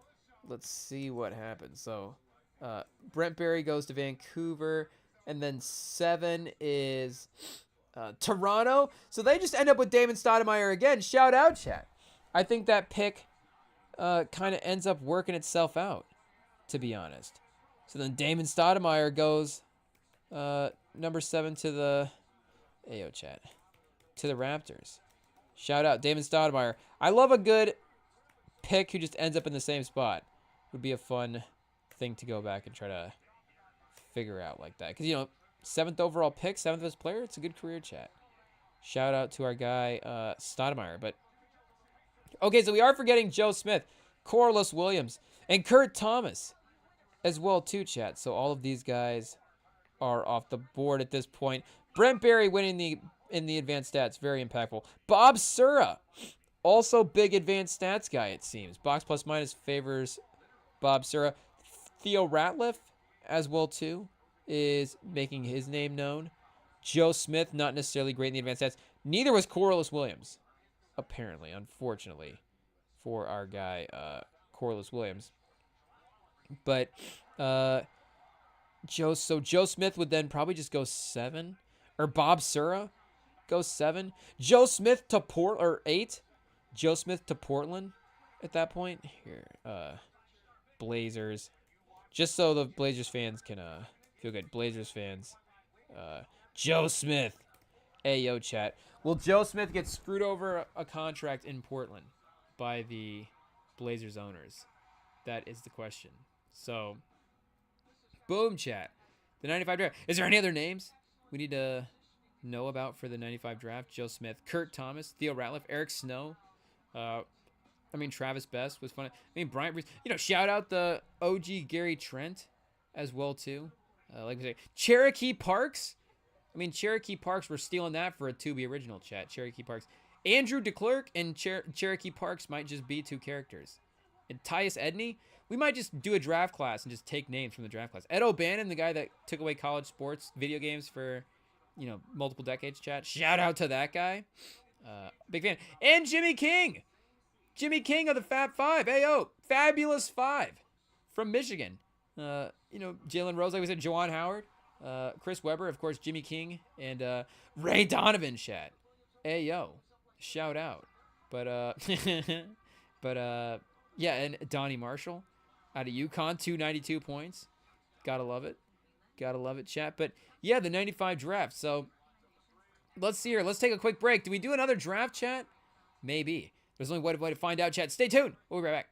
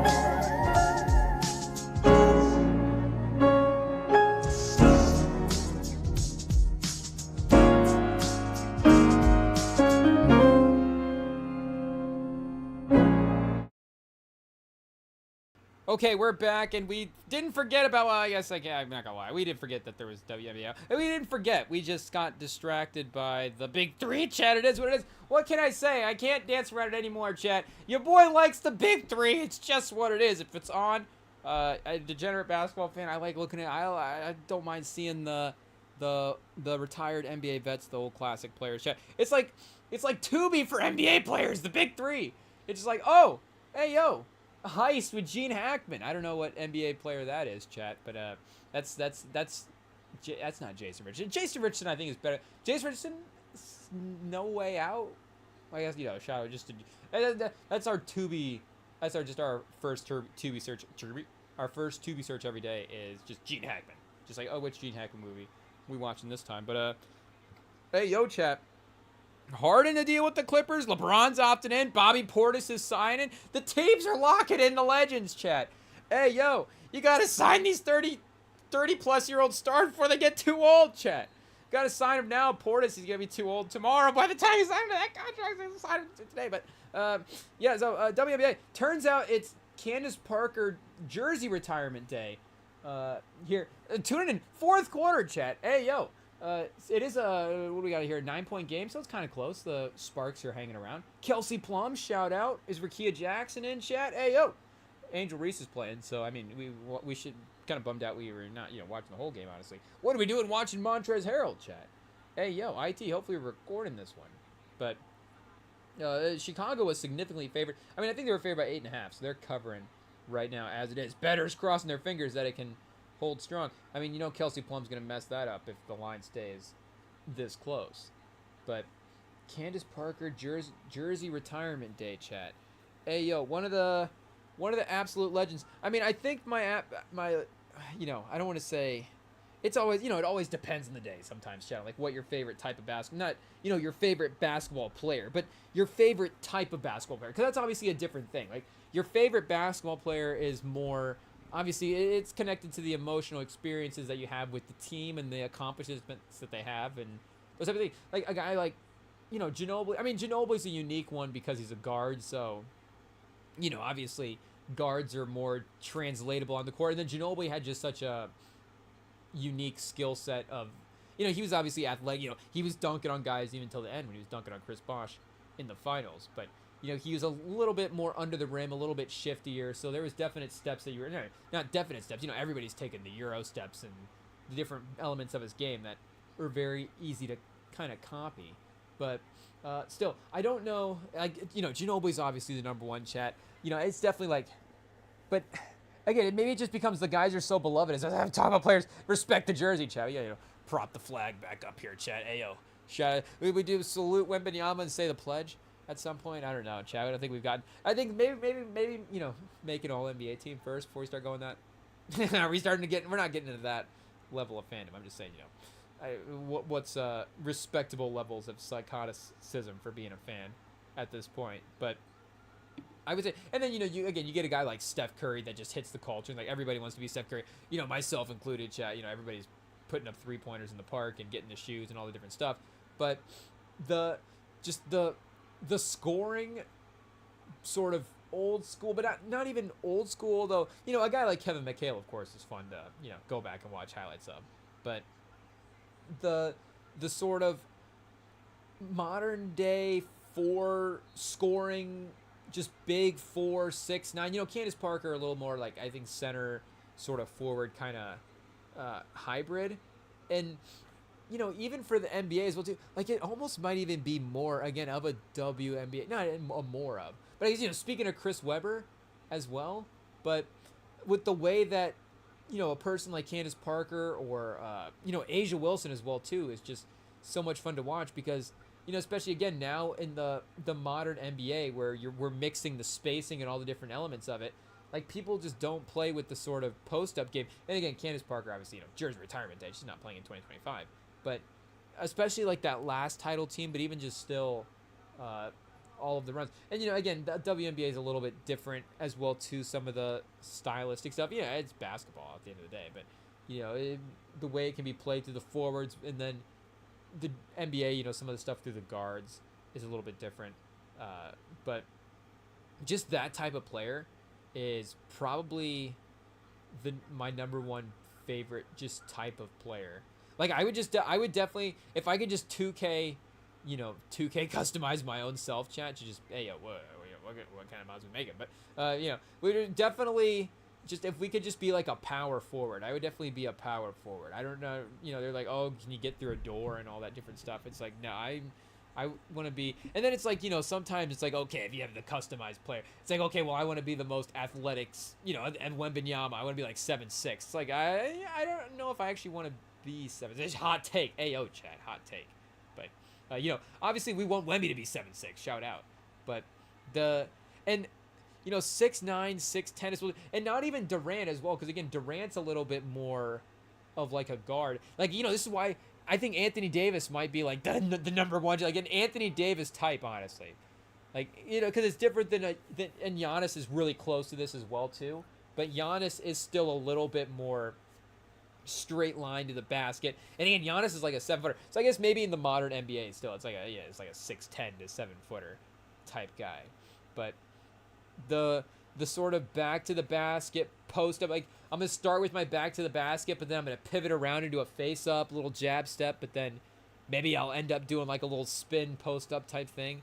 It just that type of, again, I don't want to call it, because the way McHale is working in the post, where it's some of that stuff as well too, but it's a little bit more back to the basket-y, post up-y type stuff. Like there was sort of a perfect hybrid of it there, and just the combo. Like Embiid definitely taps into it for sure. But again, Embiid's also like so physically dominant that you just expect him to be that type of player as well. But if you put like Embiid's skill set and like if you gave Embiid's skill set to Bam, like that would be the perfect, in my mind, chat. That's like the NBA player that I would want to be. I would want to be Embiid's skill set. And Bam is like Bam's like sneaky. Like, oh wait a second, is Bam like 6'7"? So like, who's like 6'9"? Ayo, chat. Why are we saying that? 6'9", 6'10"? Maybe just Embiid's skill set. And Paul George, low key might be a sneaky 6'9", but he's also a little bit like Tatum. Tatum's pretty close. Tatum with Embiid's skill set. I mean, Tatum doesn't have this sort of the same sort of physical presence, obviously. Not in a bad way, but maybe that's just something obviously you get with the 7-foot height as well too. But yeah, that would be the ideal deal for myself. And again, I don't know, 2025, is it totally perfect? But he's got the 3-point game. He adds a 3-point game where obviously he can shoot 3-pointers off the dribble, but sometimes it's a little more face up 3-pointer, jab step 3-pointer. Like that, I think I would be doing that as a guard anyway. So it's like, okay, I want to be 6'9", so I can just take that type of 3. That just, okay, jab step, that I don't know if lazy jab step is the right way to say it, but I think you guys know exactly what I'm saying, where you take the jab and it's like, okay, that person's definitely not, they're like, okay, just take the shot. And it's like, okay, well, I'll just take the shot. Like, that's the 3-pointer. Obviously, I want to take them. I want them to give me 3-pointers. Obviously, I think that we all want that. But yeah, that is Candace Parker. Was she? Do we just watch Candace Parker highlights here, chat? But that type of forward, back to the basket, versatile, had the spacing, the playmaking, all the stuff is perfect. If there was more NBA players like that, I mean, that'd be a fun person to have, and I guess a difficult person to have next to Wembanyama, because again, I think his offensive game is gonna not necessarily take a lot of those same stuff, because the physicality, the strength aspect of his game is gonna be different. It's gonna be a little bit more the Durant over the top, in the length pause aspect of the game, but his game is going to take place, I think, in a lot of the similar spots that like a Candace Parker style game, or Embiid or something like that definitely would. But yeah, if they had that option on the team, I mean, again, just for my own personal enjoyment, that would be fun as well too. So I that's why I think I really gravitate toward Anthony Davis, like I was saying, as well too. Or even a guy like Garnett. Like, I don't want to say Garnett was necessarily reckless with this scoring, because again, like, by the time we're really watching him as well too, more so on those Celtics years than the Timberwolves years, but you don't necessarily think of him as the same sort of like you would. I would probably send my the like the forwards in the center is like a Candace Parker footwork school before Kevin Garnett. But that's a close one, chat. That's obviously a close one. But I forget why I was going to go to the basketball reference page now. Something with Candace Parker. We were just going to, we could just look up Candace Parker stats, of course, obviously, as well. But, one of the legends, 2 times MVPs, chat. Of course, one of the 25 all-time for, I'm guessing, the 25th year. Top 20 players at 20 seasons as well, too. Defensive Player of the Year, Rookie of the Year, of course. 3-time champ, 7-time All-Star. So, do they have like a 10-time, here we go, 10-time All-WNBA for Candace Parker. 20 a game in 2010. Always 19 and 10 in 2015. And then, even when was that last title year? 2021, 13 again. Not finals MVP necessarily in this finals. A little more, again, kind of Tim Duncan-esque in that veteran role in the later years. But that was a fun thing to watch as well, too. And always, super high in the MVP voting chat. 7th as a sophomore. I guess 12th, and then a couple years not getting votes as well, too. Even though those years would have been, I guess, a little bit lower on the games played as well, too. But the two-way impact of it as well, too, like you're saying, the Defensive Player of the Year plus the MVPs plus the scoring as well, too. And I feel like, again, even if you put her in 2025 and as the WNBA and as the NBA continue to get more spacing oriented, like maybe some of the space around her and, just her probably stepping out to 3 even more. Like, she's not even taken, I guess, 2 of 5, 2.5 in 2011. 3, 4, 4 more at the end. So kind of in the back half of her career, starts taking a couple more threes per game. And, 39% as well, too, in 2020. So 33% for the last couple of years and just, I guess, for the career in general as well, too. But you imagine that probably would have even have been a smidge higher. Angel Reese, a 4th consecutive 15-plus rebound game. A WNBA record? Hey, yo, Chad. Hey, yo. She is eating up the boards right now, Chad. You got, hey, yo, whoa. It is what it is. 24 and 15 and 7. Hey, yo. I feel like she's definitely up to scoring as well, too. Is that Jackson on the pull-up? Because I feel like, not even feel like, obviously, she's a little bit of a undervalued name from that draft. Oh, Chad, whoa. Whoa. There we go. Back-to-back, chat. There we go. 4th overall in 2024. So, and again, obviously drafted above Angel Reese, but the Angel Reese name value of it, and, obviously she's produced in the WNBA as well, too. But, like, her and Clark, and then even with Beckers and stuff now entering the league in the last couple of years, like, she's up there for, could be a really fun scoring person, could be one of the highest scoring people that we get, that enters the league in these next couple of drafts. But, just in LA as well, too, chat, it's not necessarily like the Lakers corollary for the Sparks necessarily. And I guess it's more of just the marquee franchises, they don't necessarily have to be, I guess, in LA or because, like, the Rams aren't necessarily the Lakers of the NFL. It's the Cowboys or the Lakers. They're Dallas. So, the Liberty or the Aces could be the major marquee team for we were always, the team when we're always doing a segment about it. I guess it's more Caitlin Clark, the individual, than it is like a team or a brand. That's obviously the powerhouse of it. But this year, 40% from the field, down a little bit from last year, is not great. But still definitely time to turn that around. But let's see here, chat. Angel Reese this year as well. And somebody just scored. Oh, the Sparks again? So a minute 43. They've cut it to 9. A chance to cut it to 8. Okay, could get interesting. Up to 11.7. 12.3 rebounds. And 3.5 assists. So she's almost, I'd say almost double, but she was basically 2 assists last year. But getting close to doubled. The percentage, again, 39%. It's a little different in WNBA. That's not as, NBA. It's a little bit different. But still, you'd still just think in general, of course, for any player, want to see the efficiency always continue to go up. So while it's not going up, it's not going down. Continuing to maintain in there a little bit. The threes uptick, the rebounds, the defensive rebounds are the same. The offensive rebound are down a little bit. I mean, in some ways, it's kind of good that the stats are like, okay, they're at least the same, because if you would say that, I feel like if we're saying that in NBA dialogue, like, okay, the stats are kind of the same, it's almost the stats are like a step back, but, just still kind of in the same range.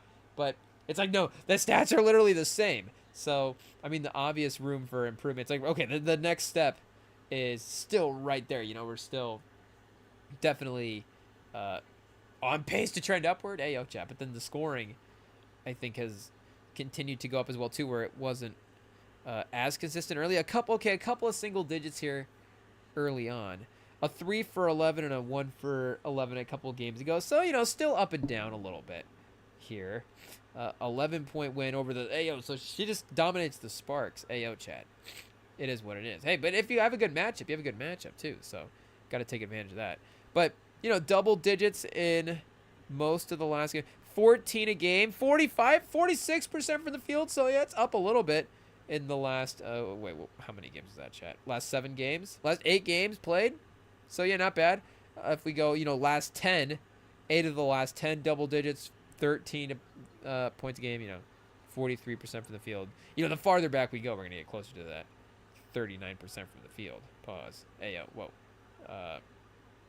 As well. But, yeah, so as of late, the scoring goes up for sure. The 7 assists tonight is pretty fun. And is she, right now directing the offense on the top of the key? Where is she at right now, chat? Yeah. I mean, the handle looks pretty good. You gotta say. I don't remember exactly where we were at last year with that and like the player grade, the 2K rating for the dribbling.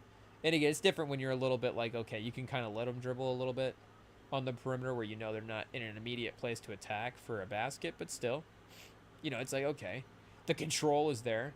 Kelsey Plum, the step back 3. Oh, that would have been a good shot. No there, but redemption. Oh, 2 back-to-back misses, chat. That was a little bit of the problem with the Aces last year. Some of the three-point shooting was off a little bit. But speaking of rebounds, the rebound back up and in for the Sparks. Still a 6-point game, so a minute left. They haven't quite gotten it just past that. But they're still hanging around, chat. And today I think it's just a stacked WNBA day, chat. It is what it is. Well, what was the game before this was Dream versus Liberty. And I want to say the Dream were taken. Oh, got him by 9, chat. Got him by 9. And if I'm not mistaken, I think they got him in a game just recently as well, too.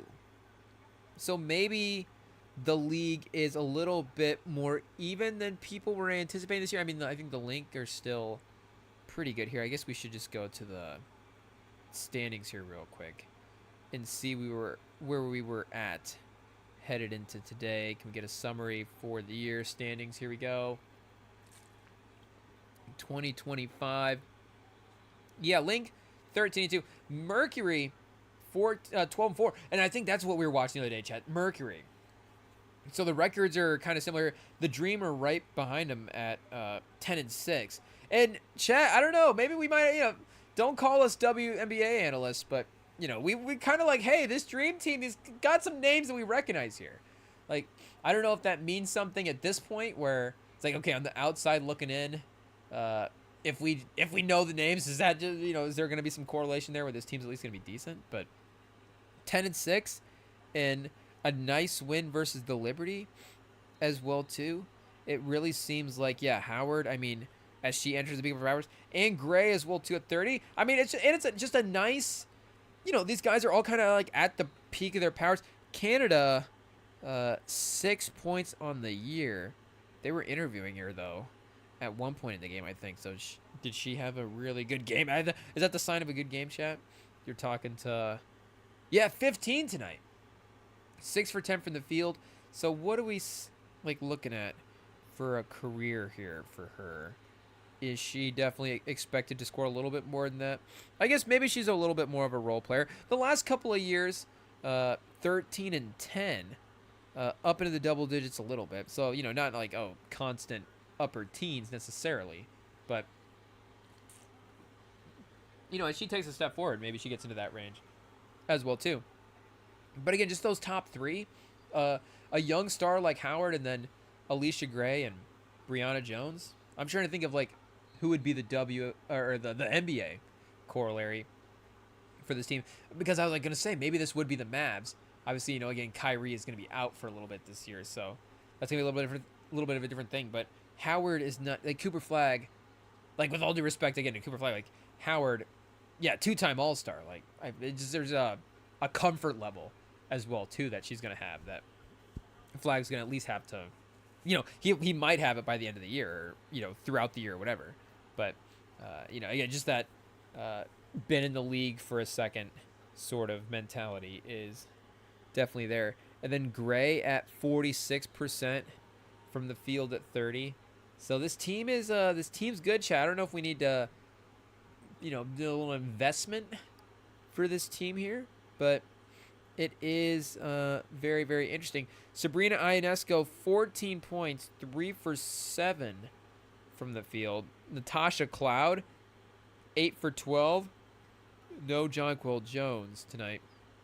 I don't know if it'll say the Jonquel Jones timeline here on the injuries. I know it does. It did for the NBA sometimes pregame, but I guess not for that post game anyways.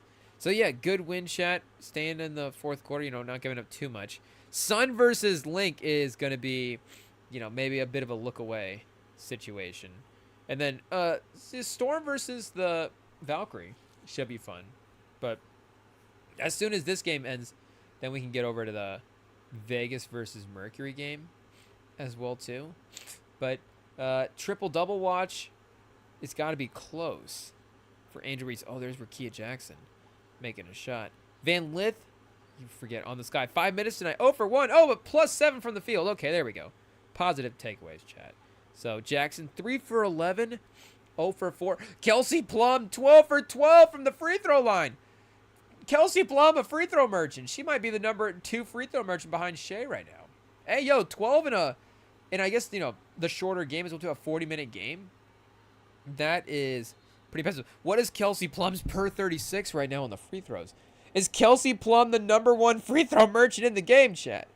All, respectful award for Kelsey Plum, obviously. 20 a game this year. Balling out for sure. 5.5 assists. 6 free throws a game. Up from her previous career high of 4. So again, just her usage, her shot taking is up as well too. But per 36, she is at, I guess, 6.1. So, at 6, she's not necessarily too crazy. Per 100 possessions, 8.6 free throws.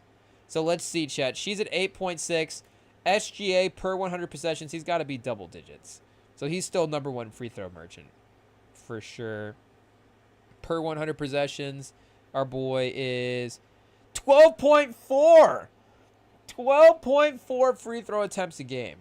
Hey, chat. Free throw merchant for our guy Shea. The status still stands. Very, very strong. So, I don't know. Player stats. Wait a second. Let's see here real fast. Who do we got potentially in the lead? Oh, Skies, chat.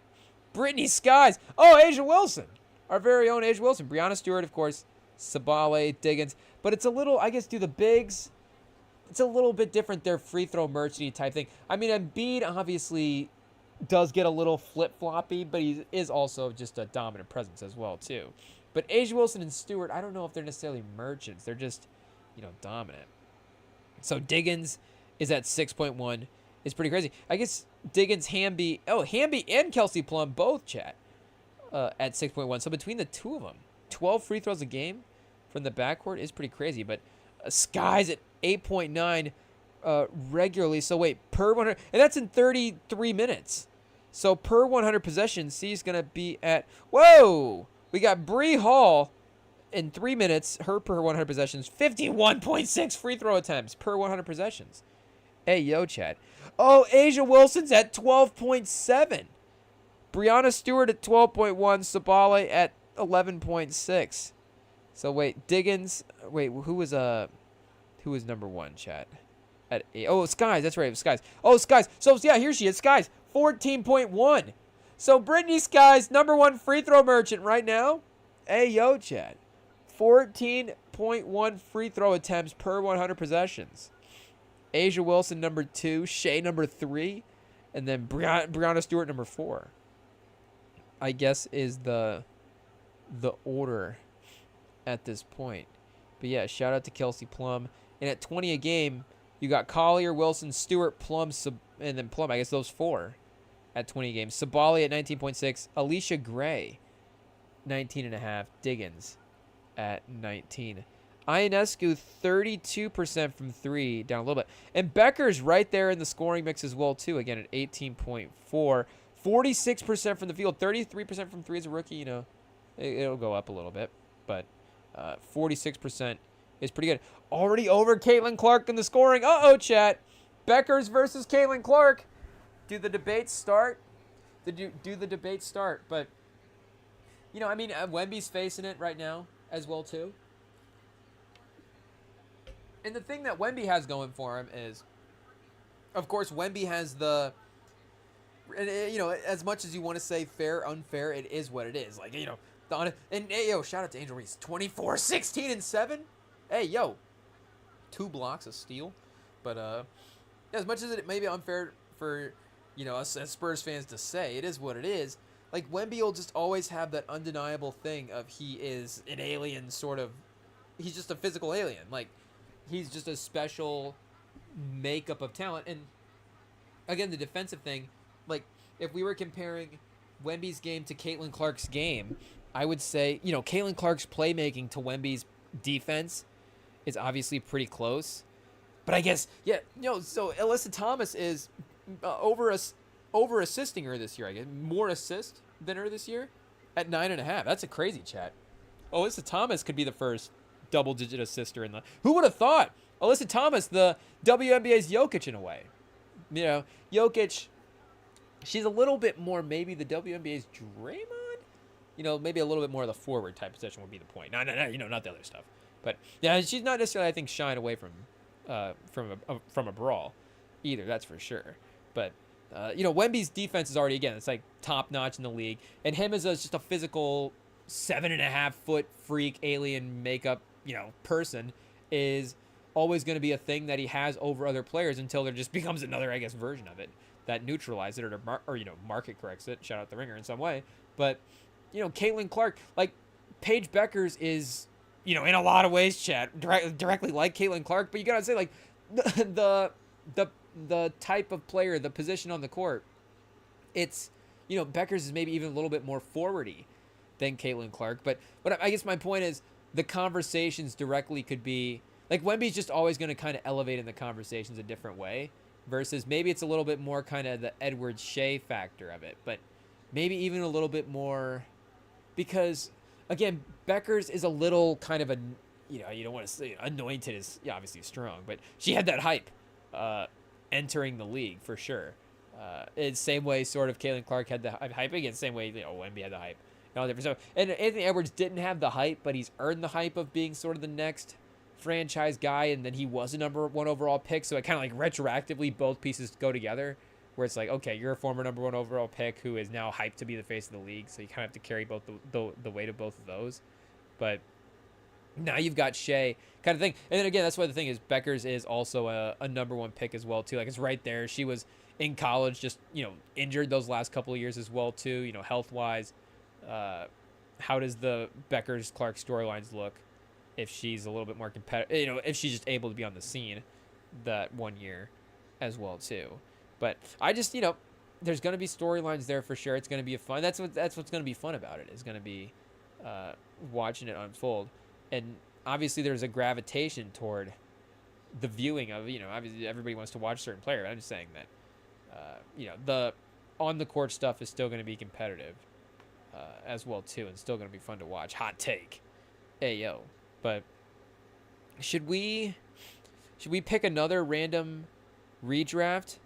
Or should we ask top 10? Top 10 and just see if it gives us another. Is it just gonna it's just gonna recap the top 10? Or is it gonna redraft it originally? Oh yeah, okay, so it gives us Garnett, gives us Sheed. Yeah, Finley number 2 or number 3. Okay, yeah, for sure. Stackhouse number 4, McDyess number 5. Joe Smith does go number 6. I guess over Brent Berry. Oh, they're gonna go Stoudemire over Brent Berry. Brent Berry number 8. Sean Respert, the original pick. Name didn't even register on the basketball. That might not even be right, chat. Was Sean Respert even in this draft? I don't even know if that name was on there, but there was a couple of names that was like, okay, some of the numbers do fall off here, so I don't know if it necessarily registered. Sean Respert, chat. Hey, yo. Sean Respert. Ed O'Bannon, the 8th pick. Theo Ratliff, the redraft 9th pick. And Eric Snow, the redraft 10th pick. Okay, notables left off the original top 10. I don't know why Garnett was left off the original top 10. Garnett was a 5th pick. ChatGPT. Garnett and Rasheed Wallace, both top 10 picks. So, both top 5 picks. So, I don't know. Not always factually correct. But, do we want to what if? Can we go what if Garnett in Golden State? Or we already hashed that out, chat. So, let's pick another draft. Let's ask it that before we get too far down the road. And it's like, wait a second. What do you mean another draft? Pick another draft. The 2005 NBA draft. So we're skipping 10 years later. Seeing what happens. It's keeping it pretty basic, chat. I think the 2015, is that Bennett or is Bennett 2014? It's like, yeah, we don't even want to worry about 2015. Oh, no, 2015 was Towns. Yeah. Oh, Bennett's 13. Wiggins was 14. AO chat. So, speaking of Howard's was 04. Oh, Andrew Bogut in 2005. 2005. ChatGPT's not picking any star-studded drafts. Hey, yo, chat. Should we just take a peek at 2010? Hey, yo. What do we got in 2010? John Wall, Paul George, Gordon Hayward, Derek Favors? Hey, yo, and Cousins as well, too, chat. 2005, Andrew Bogut, the original number 1 overall pick. Chris Paul 2, Darren Williams, or Chris Paul 4, Darren Williams 3, Marvin Williams 2, Andrew Bogut 1. Okay, another situation, chat, where we just kind of invert the top. And, AO, whoa. And then call her good. But, pause. But Chris Paul, another 20-year veteran guy. For sure. I mean, and the fact that Darren Williams got drafted over him, chat. Hey, yo. I mean, I guess it is what it is. Was Darren Williams like that much better in college? It really must have just been what Darren. Oh, I was gonna say, was he 6'5", but he was 6'3". Like, I thought maybe some of the storylines were like, okay, Darren Williams was, again, he's not like Michael Carter Williams. I guess Chris Paul's 6 foot. He's not 6'3" himself. So, it is what it is. But, he also has definitely had a phase of his career where he's a little thicker, Chris Paul. So it's like, okay, he's bouncing around with some physicality throughout the course of his career. But that was the other thing about Chris Paul is, again, he just was always kind of so physical. And even though he never really played above the rim, like he would just bounce around on the inside, just be fearless. And he was a high-flying guy when he needed to be, I guess. Like there's that clip of him dunking on just Dwight Howard, where he just like throws a poster down on Dwight Howard. So there was a fearlessness and a recklessness to him. So I don't know if that was kind of a downside thing to it as well too, where people are starting to wonder about the longevity of Chris Paul if he has that kind of play style. But again, he's played 20 years, so it's like totally worked out in the complete opposite way. And has had the 3-level scoring ability, obviously, with the playmaking to go on top of it. And as much as you would say that, there is like the franchise sort of element to it, like this is a perfect redraft scenario for him, Chad. Like, luckily nobody else here won a title as well. Hey, yo, the 05 draft, the titleless draft. So, Garnett goes on to get a ring as a important piece of the Celtics. Rasheed Wallace goes on to get a ring as an important piece as part of the Pistons. Like, those guys are definitely able to, and they themselves are obviously able to make it special as well. But the actual like franchise them as the lead guy element, that draft never quite saw, but still again saw them be championship level guys. Like this draft, no championships. Ayo, did David Lee win a ring? Was he on one of those Warriors teams that won a ring?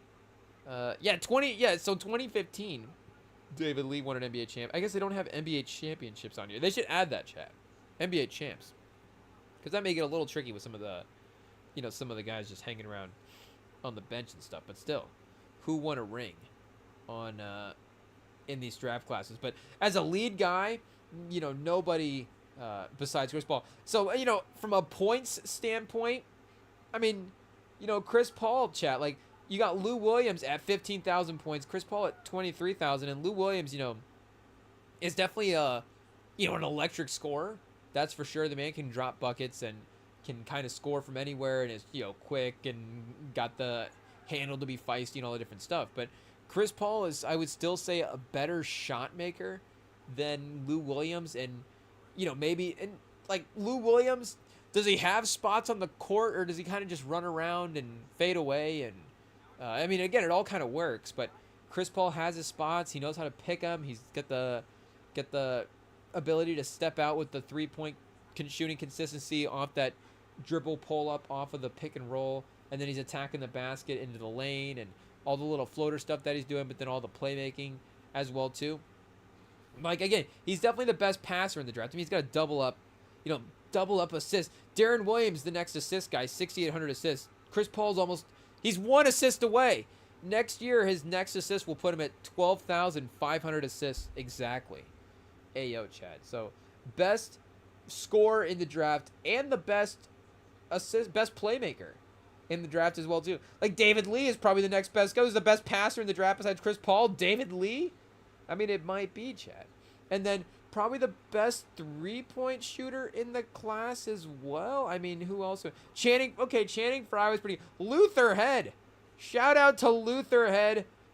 Martell Webster, and then Danny Granger, and then Chris Paul at 37. But, Danny Granger at 38, Chris Paul at 37. Like, the different threes, and then the clutch factor of it. Like, I know the ultimate playoff success factor of it, but just sort of the last second shot factor. I know that's not always a fair thing to sort of who's the best consistently. But, Channing Frye did have a really good, and moved into a phase of his career where he became, of course, that tall sort of floor spacing 4. 7-footer, but kind of some of the rebounding stuff. Yeah, I mean, for his career, 4.5 rebounds a game. So, really more of a 4 for a lot of it. But had that floor spacing element in there as well too. But you've got the best scorer, the best 3-point shooter, the best passer, and I'm not gonna say he's not the best rebounder. I mean, he's 4th all time in rebounds. So again, he's played 20 years. He's played twice as long as any of these other guys. 4.5 rebounds per game is not top 4. So where was Darren Williams at for rebounds per game? Darren Williams is at 3. Darren Williams 8 assists a game for his career. 16, 8, and 3. Hey, yo, Chad. Shout out to Darren Williams. But yeah, I mean, he could have been, if he needed to be, he probably could have been a little bit more Westbrooky, to be honest. He probably could have hunted a couple more rebounds if he wanted to. If Westbrook had, would he have gotten to 10? Could Chris Paul have averaged a triple-double for a season if he wanted to? I mean, he probably could. Like, what was his highest rebound total? What was Chris Paul's highest rebounding total for a season? Did he ever get to, like, the 7 to 8 rebound range in there? Never quite that much. 5.5? In Houston, he got to 5.5. He was 18, 5, and 18, 5.5, and 8 assists that year. The year before that on the Clippers, 18, 5 rebounds, 9 assists.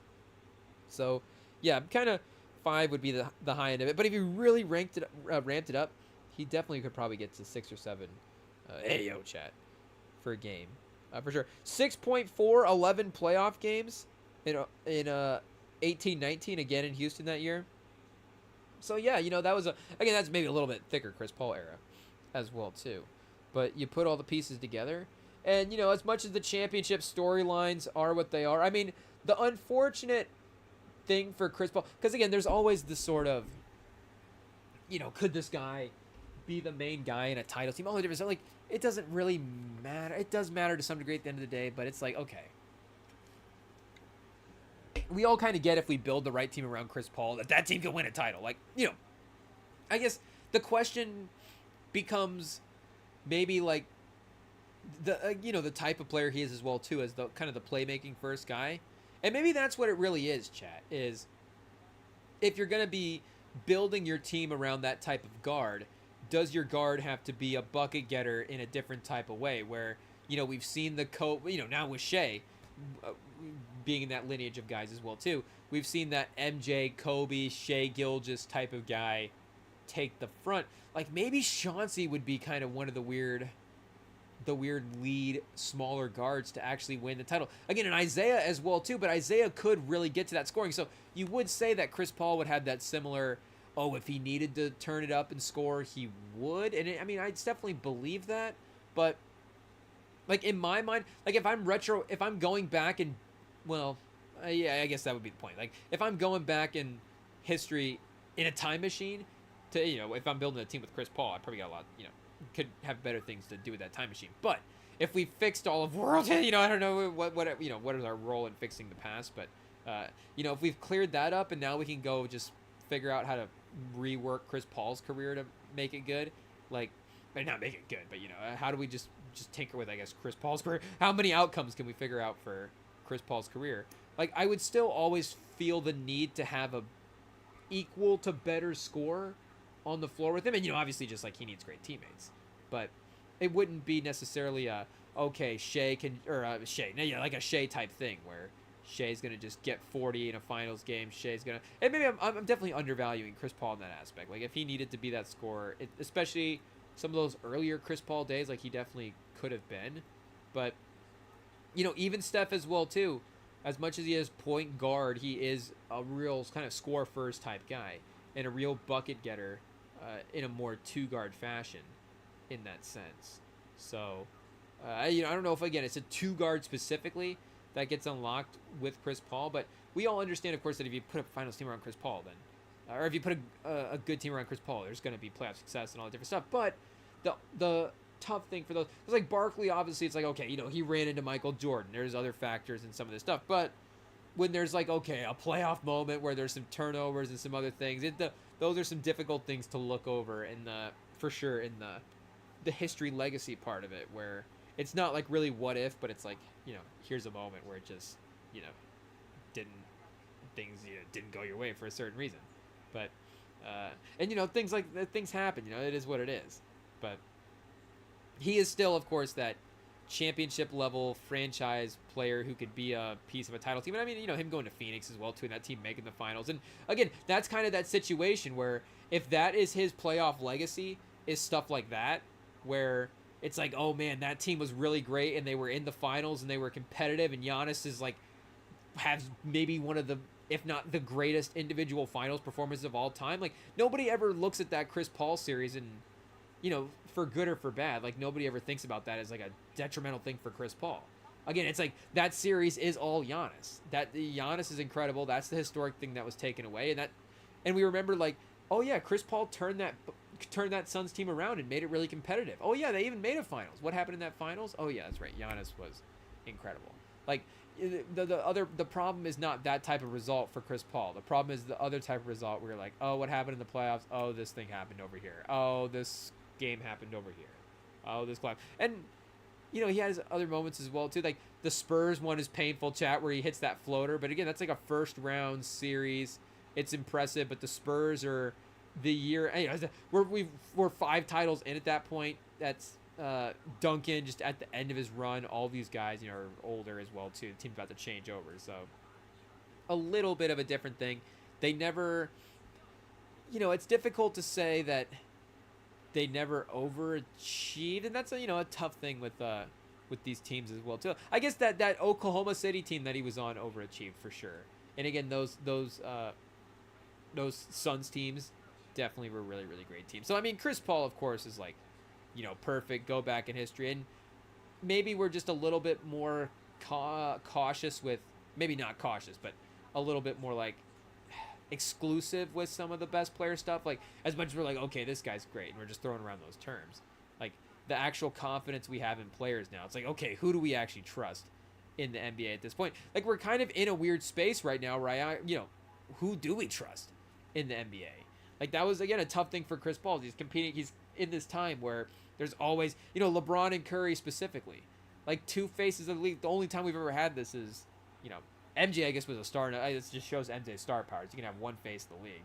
And then, Magic and Bird. And then LeBron and Steph. So there, I feel like we just gave the Michael Jordan people a pretty lethal piece of evidence there for the MJ factor. It's like, and not to say that LeBron wasn't the face of the league by himself pre-Steph, but I mean, make no mistake, the league got better when Steph was also entered into the mix as well too. Like, it was definitely sort of a little Magic and Bird situation versus MJ is kind of truly his own figure. And really throughout NBA history as well too, like even sort of Russell and Chamberlain have their own, like MJ kind of is the only, that might be, if that's not the piece of evidence, chat. I know maybe, we're waiting for this, maybe this summer how many times can we say maybe, but we'll try to see if we can get into some of these old MJ games on the schedule and do like a LeBron versus MJ AO chat, really get into the summer takes.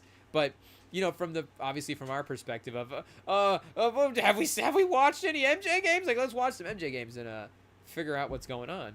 But that just like vibe of it where it's like, okay, the man doesn't even have a nemesis. Like, maybe that just kind of speaks to the thing. But then, was there a guy in the 90s of the star level of Steph or Bird or even Chamberlain as well too? Who knows?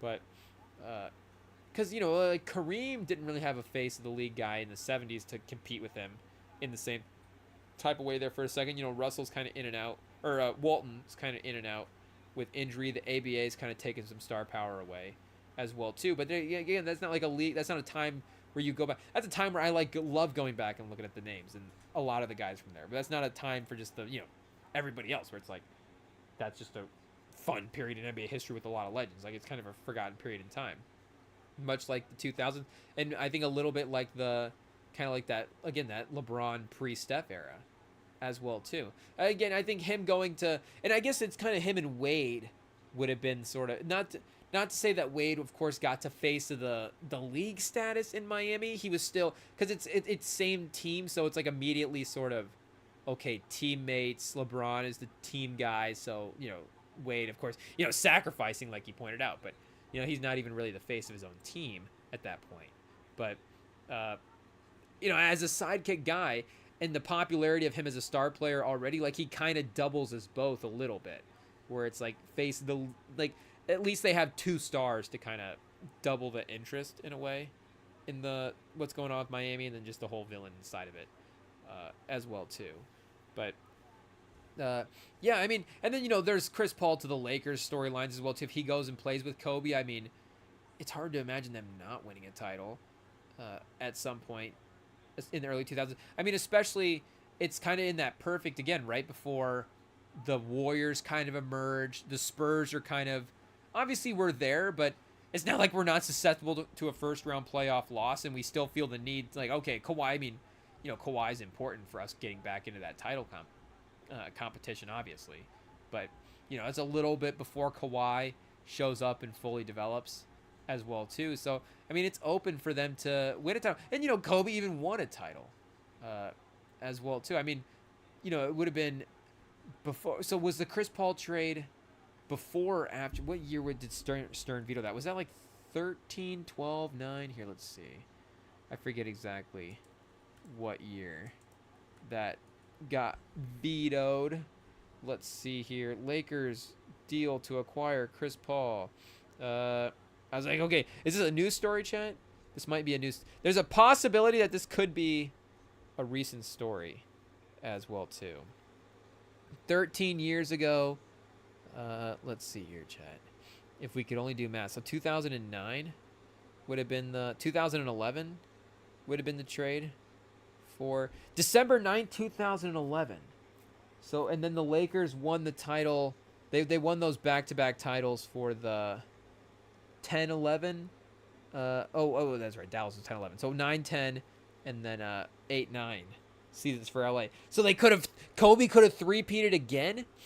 So if they trade for him in December of 2011, the Mavs go on to win that. And the Mavs do play the Lakers in the title this year. If I'm not, or in the title, in the playoffs. Yeah, in the second round of the playoffs. And they sweep the Lakers. So is Chris Paul enough to get past the Mavs this year? Who knows? Game 1 is close, 2 points. Game 2, not so much. So, a couple of close games in here for LA. Kobe, 45% from the field, 20% from 3, 20 a game. You got Bynum at 13, Gasol at 12, Odom at 12. The team around him, of course, kind of a different team after a couple of those final runs. So, would have revitalized him. What was the trade again? Does it say what the trade would have been? Which would have ended up splitting Kobe Bryant. Also, it was for Chris Paul as well, too. Let's see if it has... sorry, for Chris Paul. For Pau. So, the Lakers receive Chris Paul. The Rockets receive Pau Gasol. The Lakers receive Lamar Odom, Luis Scola, Kevin Martin, Dragic in a first. Wait, what is Chris Paul? What was the Rockets situation going on here for, chat?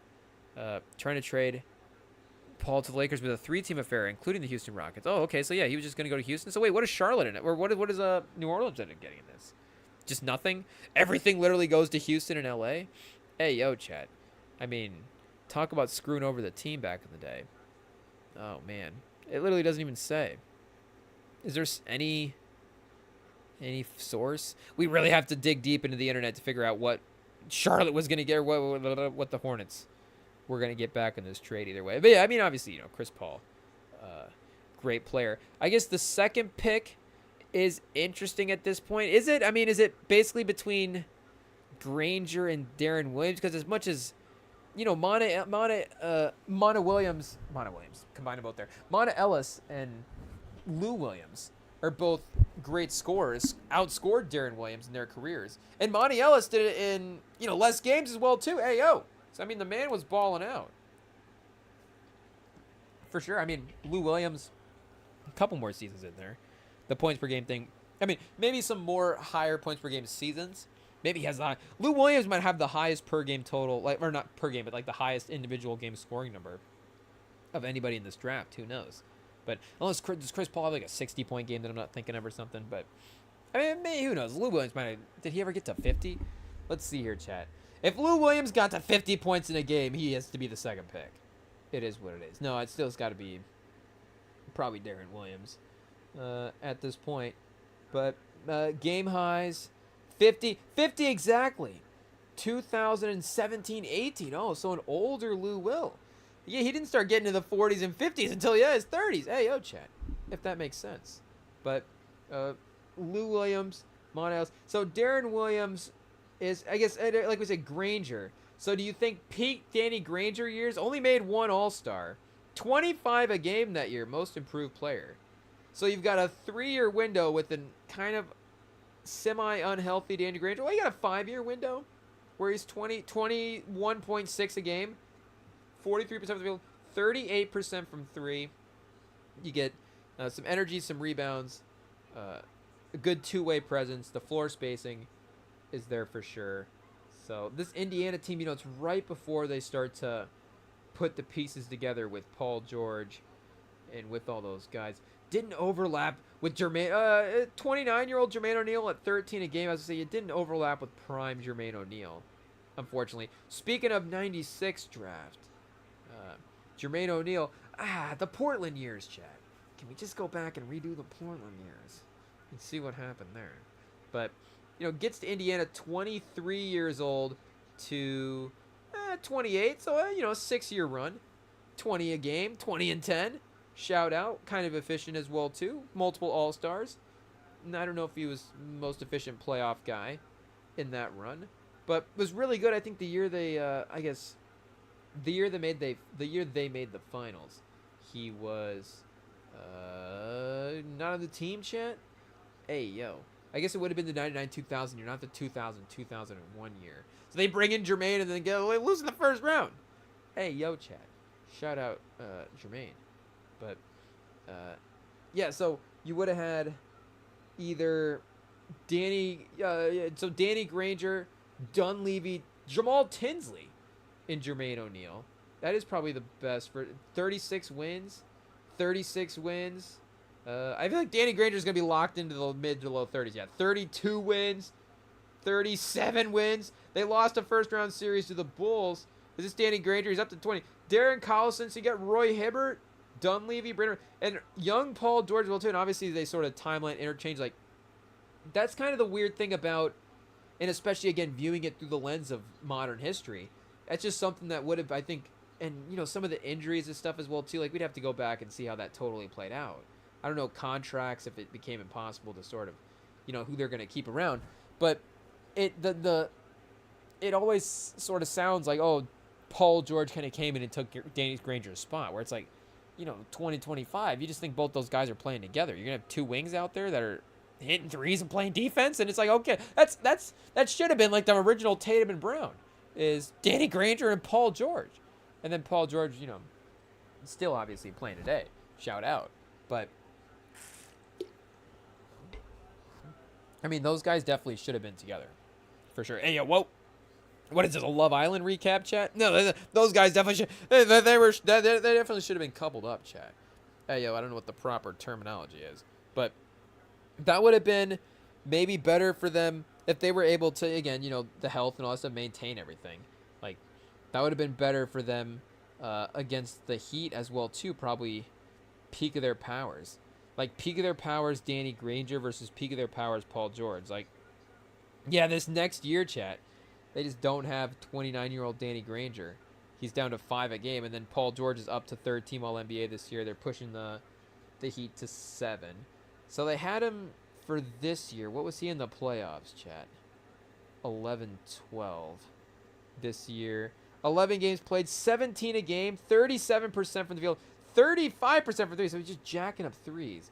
Paul George, yeah, again, he's 21. He's 38%. And then, yeah, Danny Granger the next year is just off, you know, basically out of the road, you know, just not a part of the team at that point. But just missed it, chat. Just missed lining up both of those. So you would love to take the swing on Danny Granger again, but I don't know. I still am, you know, again, it's a pro Darren Williams pod.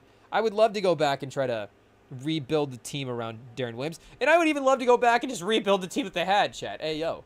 Darren Williams, Carlos Boozer, and Kirilenko. You know, there's something to being an iconic team. And that is kind of a to-be original type team. That's a to-be classic team. Maybe we need to do the to-be classic team rankings, chat. The all-time to-be classic teams. That could be a good idea. Because this is, I guess, what were we saying earlier? Like, what's a Gene Hackman movie? Like, this is one of those teams that is not obviously an Oscar-winning team, but it's a fun team to go back and rewatch and play with on the 2K games. And Darren Williams is a fun highlight player. Boozer is just a unique guy, like fun personalities. Names that everybody, like a lot of NBA fans just know those guys. They know Boozer and Kirilenko and Darren Williams. And, you know, some people are like, is Cooper Flagg the next Andre Kirilenko? And it's like, okay, that might not actually be a bad thing. As well, too, if he's that kind of player, Kirilenko was a, you know, impactful type guy. And the problem was, I think they never had like a true number one option. You know, that's kind of the Darren Williams thing. Like, of course, you know, I'm sure there's conversations about whether or not he could get to that spot. Look at year 3, chat. Year 3, Darren Williams, 50% from the field, 39% from 3. You know, 2.5 in a game. Was never a high volume. 6 a game, I guess, in New Jersey. Early on in Utah was never super high volume, but 37 a game as well, too. You know, up and down with the efficiency, I guess we should say. The assisting, though, was definitely... I mean, Chat, 18 and 10. You forget that he's like a double-digit assist guy there for a while. Hey, yo, and then into New Jersey, 8.7 is where it kind of starts to drop. Brooklyn down to 7.1, but still 18.9 points per game in that stretch. So we've got 7 seasons here. That's it, 1, 2, 3, 4, 6 seasons where he's 19 a game, 19 and 10, 45% from the field, 35% from 3. So a couple of all-star teams, makes 2 All-NBAs, finishes 9th in... So, you know, top 10 player in the league that year he is 18. That I guess not the year he's 50, 40, whatever. He's second team All NBA that year, but 12th in MVP voting.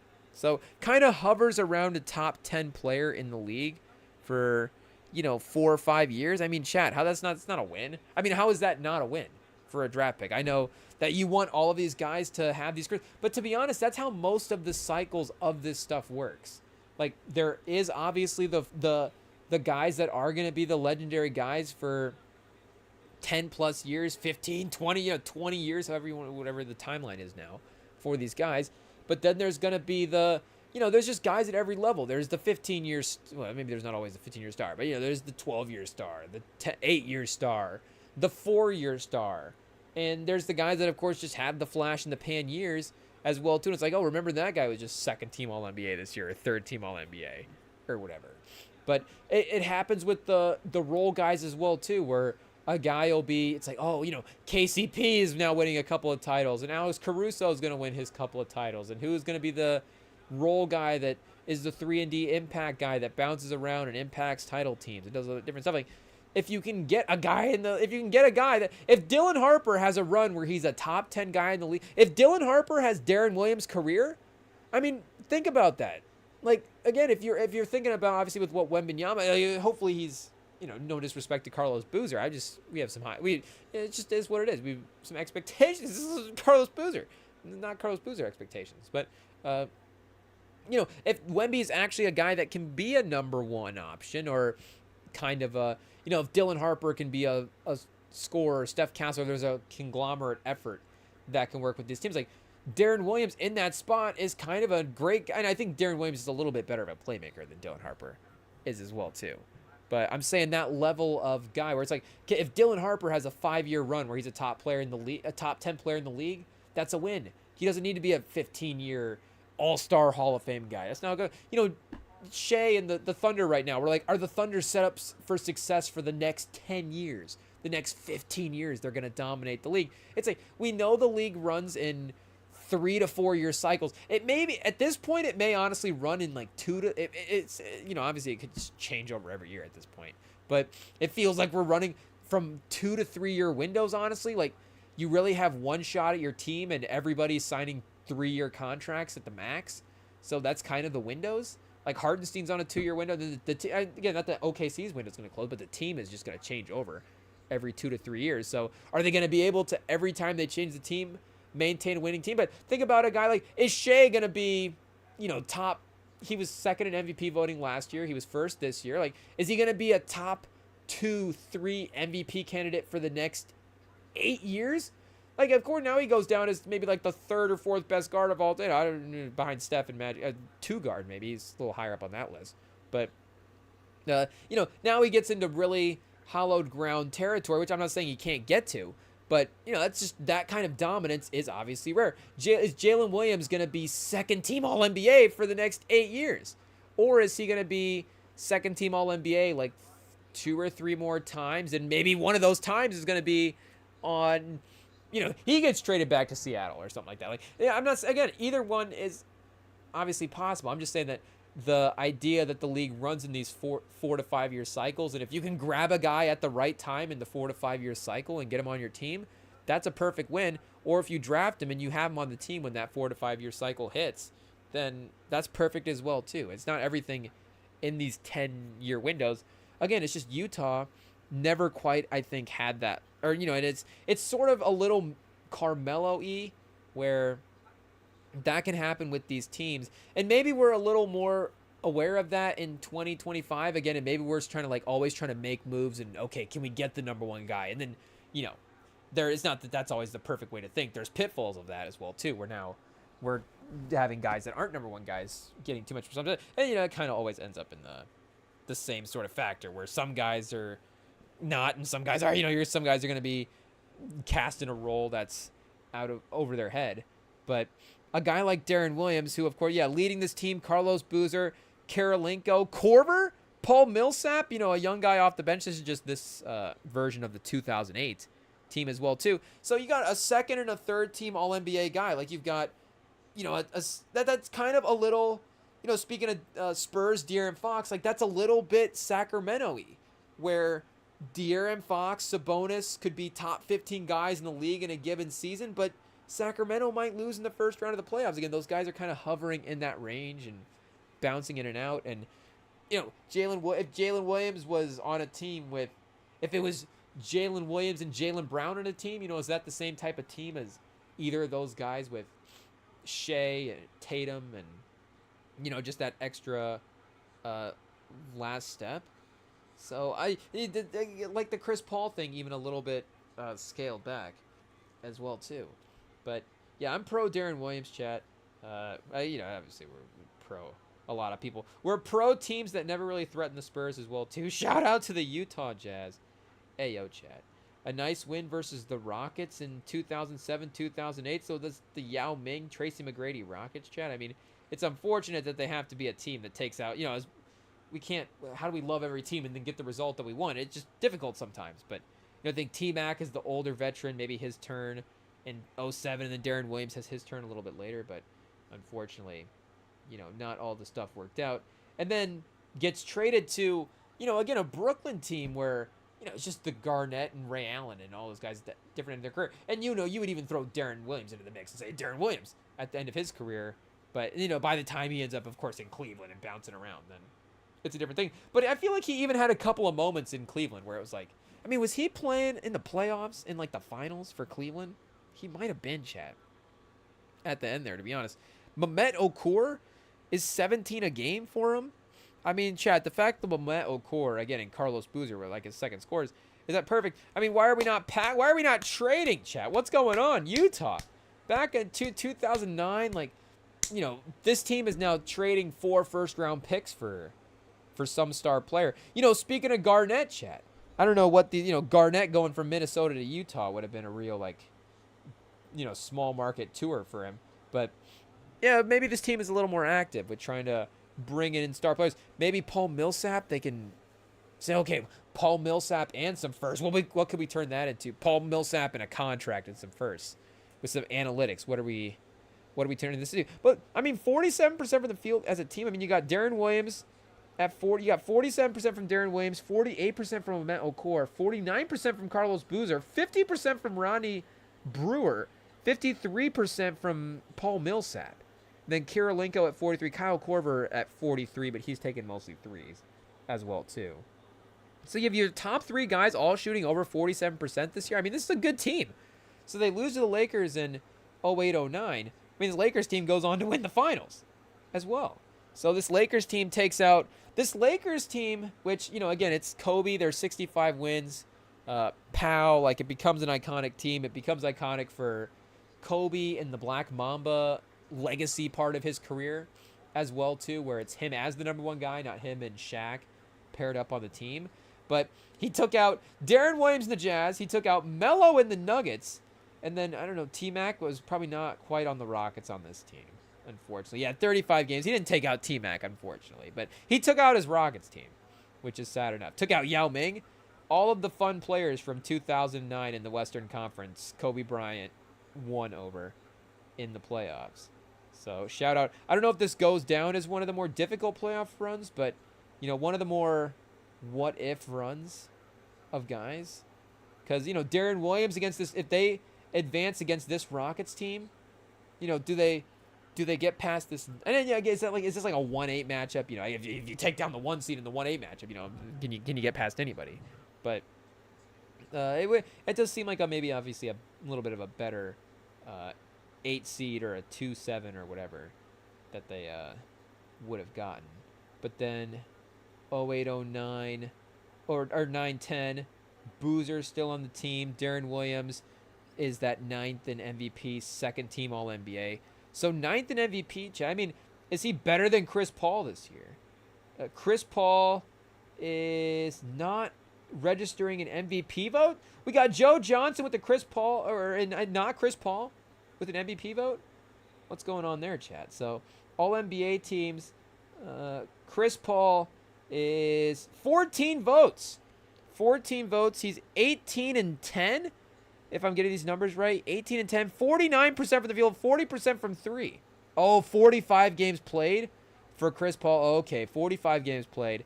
A little limited, so not going to get in the MVP voting. So Darren Williams maybe a little vacant spot there with Chris Paul taking himself out, because those are definitely good numbers. I mean, maybe Joe Johnson probably or Brandon Roy might lose a spot on third team. Unfortunately, it's Joe Johnson probably for third team that gets voted off, or because Duncan and Powell, you're not gonna move Joe Johnson as like a four. You move Duncan to center, and then Joe Johnson's a forward. You have Brandon Roy and Chris Paul in the backcourt at that point. I mean, maybe 2025 you can hack it to work that way. But yeah, he's over. Again, Joe Johnson and Brandon Roy. Like, Brandon Roy's 25 at that point, 21 a game. So he's not 65. He's not really at. Is 21 the peak of his powers? I want to say he was at like a 20. Okay, yeah, 21, 22. I guess I'm thinking that playoffs where he had 26 a game in that series. But 22 a game the year before. 48% from the field, 37% from three. So definitely a guy that was also kind of combating for that top 10 spot. But Darren Williams had the playmaking element as well too. You had him and Nash on second team. I mean, Darren Williams and Carmelo, like that would have been a fun match of a fun pairing, both those guys together. Because I mean, you could have made a case that like a peak Darren Williams, if somehow he was able to get to Denver at that time, like, is probably the best teammate that Melo has. I mean, he's playing with Iverson, he's playing with Billups. Can you imagine? He's definitely got a good team on that team that goes to the Western Conference Finals. Make no mistake, they're in the Western Conference Finals. But he never plays. He's a little Jokic-y, where he never plays with like another current All-Star, All-NBA, like that type of guy. So Darren Williams, is another top 10 guy in the league. I mean, would have been outstanding. And, at this time as well, too, this is not like a time where this is, teams are built like that, where they have multiple top 10 guys in the league and all that stuff. I guess, 2009, 2010, we got Durant and OKC on first team All-NBA. So we got Durant and Westbrook at least. And I guess Harden at this point as well, too. Like, that team is formed, but Westbrook's not in kind of the same place. So, we're really, and, LeBron's, of course, going to go to Miami the next year. So between that draft and the LeBron move, we really start moving into kind of a super team era. Maybe Presti doesn't get credit for the super team era just from that draft as well too. But again, even Melo, it's like Iverson is his second star at that point. Some of those other guys, Dirk is with the Finley, or Jason Terry group, and then that Suns team with Nash is a little bit different. And the Spurs, again, it's Duncan, Parker, and Ginobili, but the Ginobili Parker regular season thing is not really there. I mean, Parker for sure, and those guys can argue for second and third team, but it's just, a playoff team for sure at that point. So a little bit of a different time in the league. So if you had managed to just make a move like that, they could have maybe, like Darren Williams, yeah, they might have actually, and maybe he's just too valuable at that point as well too, because you're still thinking of him as like a face of the franchise type guy. So I don't know, 2009. And then Melo's going to go to New York. So you probably then lose the assets to like get Darren Williams and Melo together as well too. I don't even know if like that type of talent would have meshed. Like, we need to like figure out, is that the ChatGPT what if scenario? What if Darren Williams and Carmelo Anthony had played together on the same team? And then in Utah 9-10, like this team is, a little bit different as well. Al Jefferson, Paul Millsap a little bit more in a starting role. Karolinko, Raja Bell, CJ Miles. Derek Favors is now the new up-and-coming power forward in the Paul Millsap role at that point. Just a plethora of power forwards, Chad. Carlos Boozer to Paul Millsap to Derek Favors to Walker Kessler. I don't know if he's right in the timeline there at that point. Gordon Hayward, like, it would have been a fun team for him to stick around at that point. So I guess he does get traded to the Nets. So, if he just goes to the other New York team in this what if scenario, what if Darren Williams gets traded to the Knicks instead? So let's go back and revisit that trade real quick and see what it was. I'm assuming it was still quite a bit, even at that time. But it was traded by Utah 2011. Oh, traded by Portland as a future first-round pick to the Jazz for a 2005. For Linus Kleesna, a 2000. Martell Webster for 3 first-round picks. Okay, so traded. Did they trade up on draft night, like before the pick was made? Linus Kleesna, the 27th overall pick in 2005, and then Martell Webster was the 6th pick. So they gave up 27 to move up 1 spot or 2 spots. I guess a 27th pick if you think Brandon. Or wait, I don't know why I was thinking Brandon Roy there for a second. But yeah, still 3 to 4. They gave the 27th pick and the pick next year. Is that right, chat? To move up one spot. Wait, let me read that again. So Martell Webster was it's 3 spots. Okay, so 3 spots, the 27th pick, and a 2026 future pick. That's a lot. That is a lot, chat. I mean, the Derek Queen trade. Is this the first version of the Derek Queen trade? Hey, yo, chat. We got one. They gave up, and again, that's moving up from 3 to 6, which you would say moving up to 3 would make a little bit more sense, but moving up from 6 is a little aggressive. I almost think that 2005, that pick at the end of the first round might be enough in some way. And, it turns into Joel Freeland as well, too. So it does end up being the 30th pick in the draft. I guess that kind of works. I don't know if there's some protections or however that ended up working out for a pick swap in some kind of way. Or if they knew that this pick, belonged to a good team. Let's see here. Traded by it was a future Pistons pick.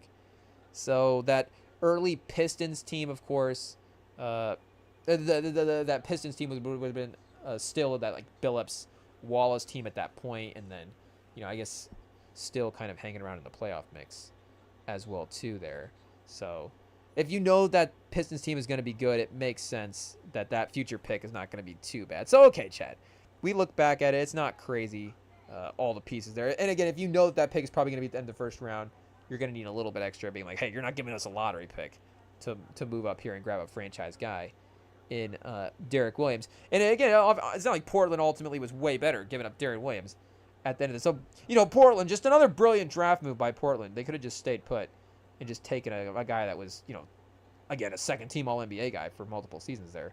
But, no, Martell Webster was good enough. And again, they get Brandon Roy at this time as well, too. Brandon Roy, 2006 or 7 draft, I think. I don't think 04, not before this.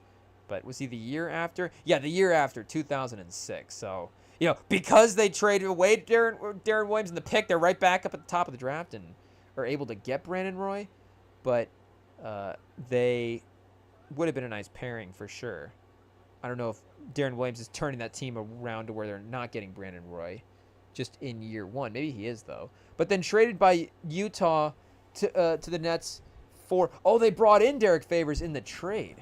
Hey, yo, so I guess, still the Millsap lineage there, but not necessarily acquired on the team originally. But Devin Harris and Favors for, and cash, and a 2011 first round, traded by Utah to the Nets. Yeah, so Derek Favors, Devin Harris, 2 first round picks for Darren Williams.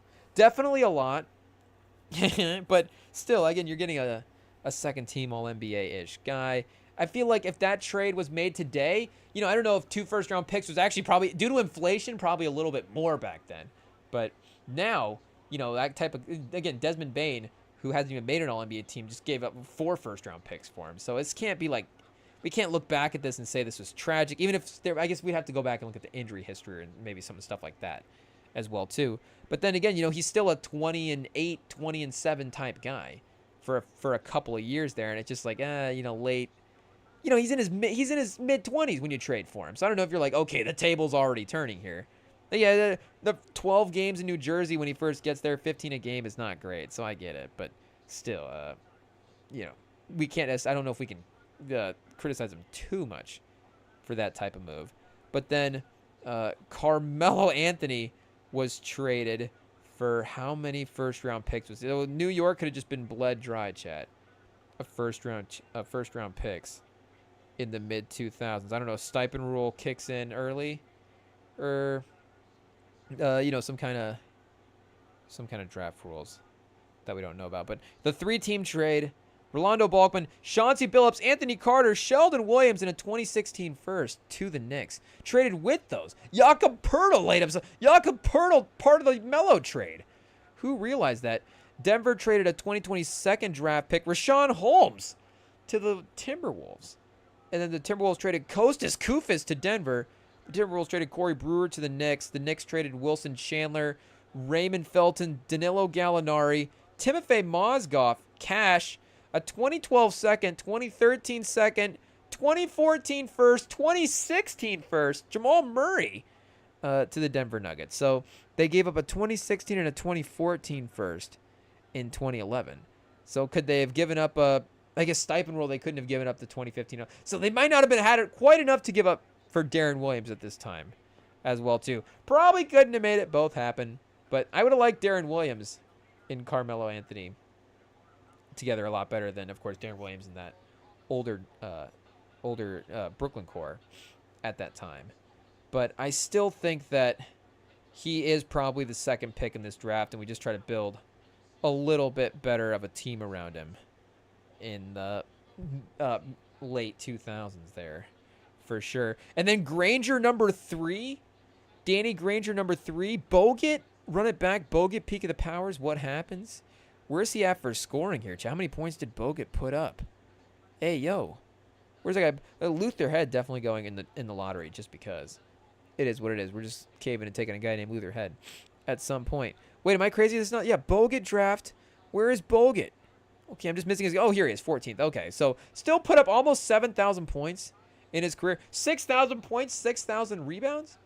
Hey, yo, value over replacement player. Hey, top 6. Yeah, Bogut, you know. Still had a couple of years of like a all-star center. Oh, jeez, chat. You know, I had a couple of years where it was like, Bogut's going to be something. Oh, yeah, All-NBA.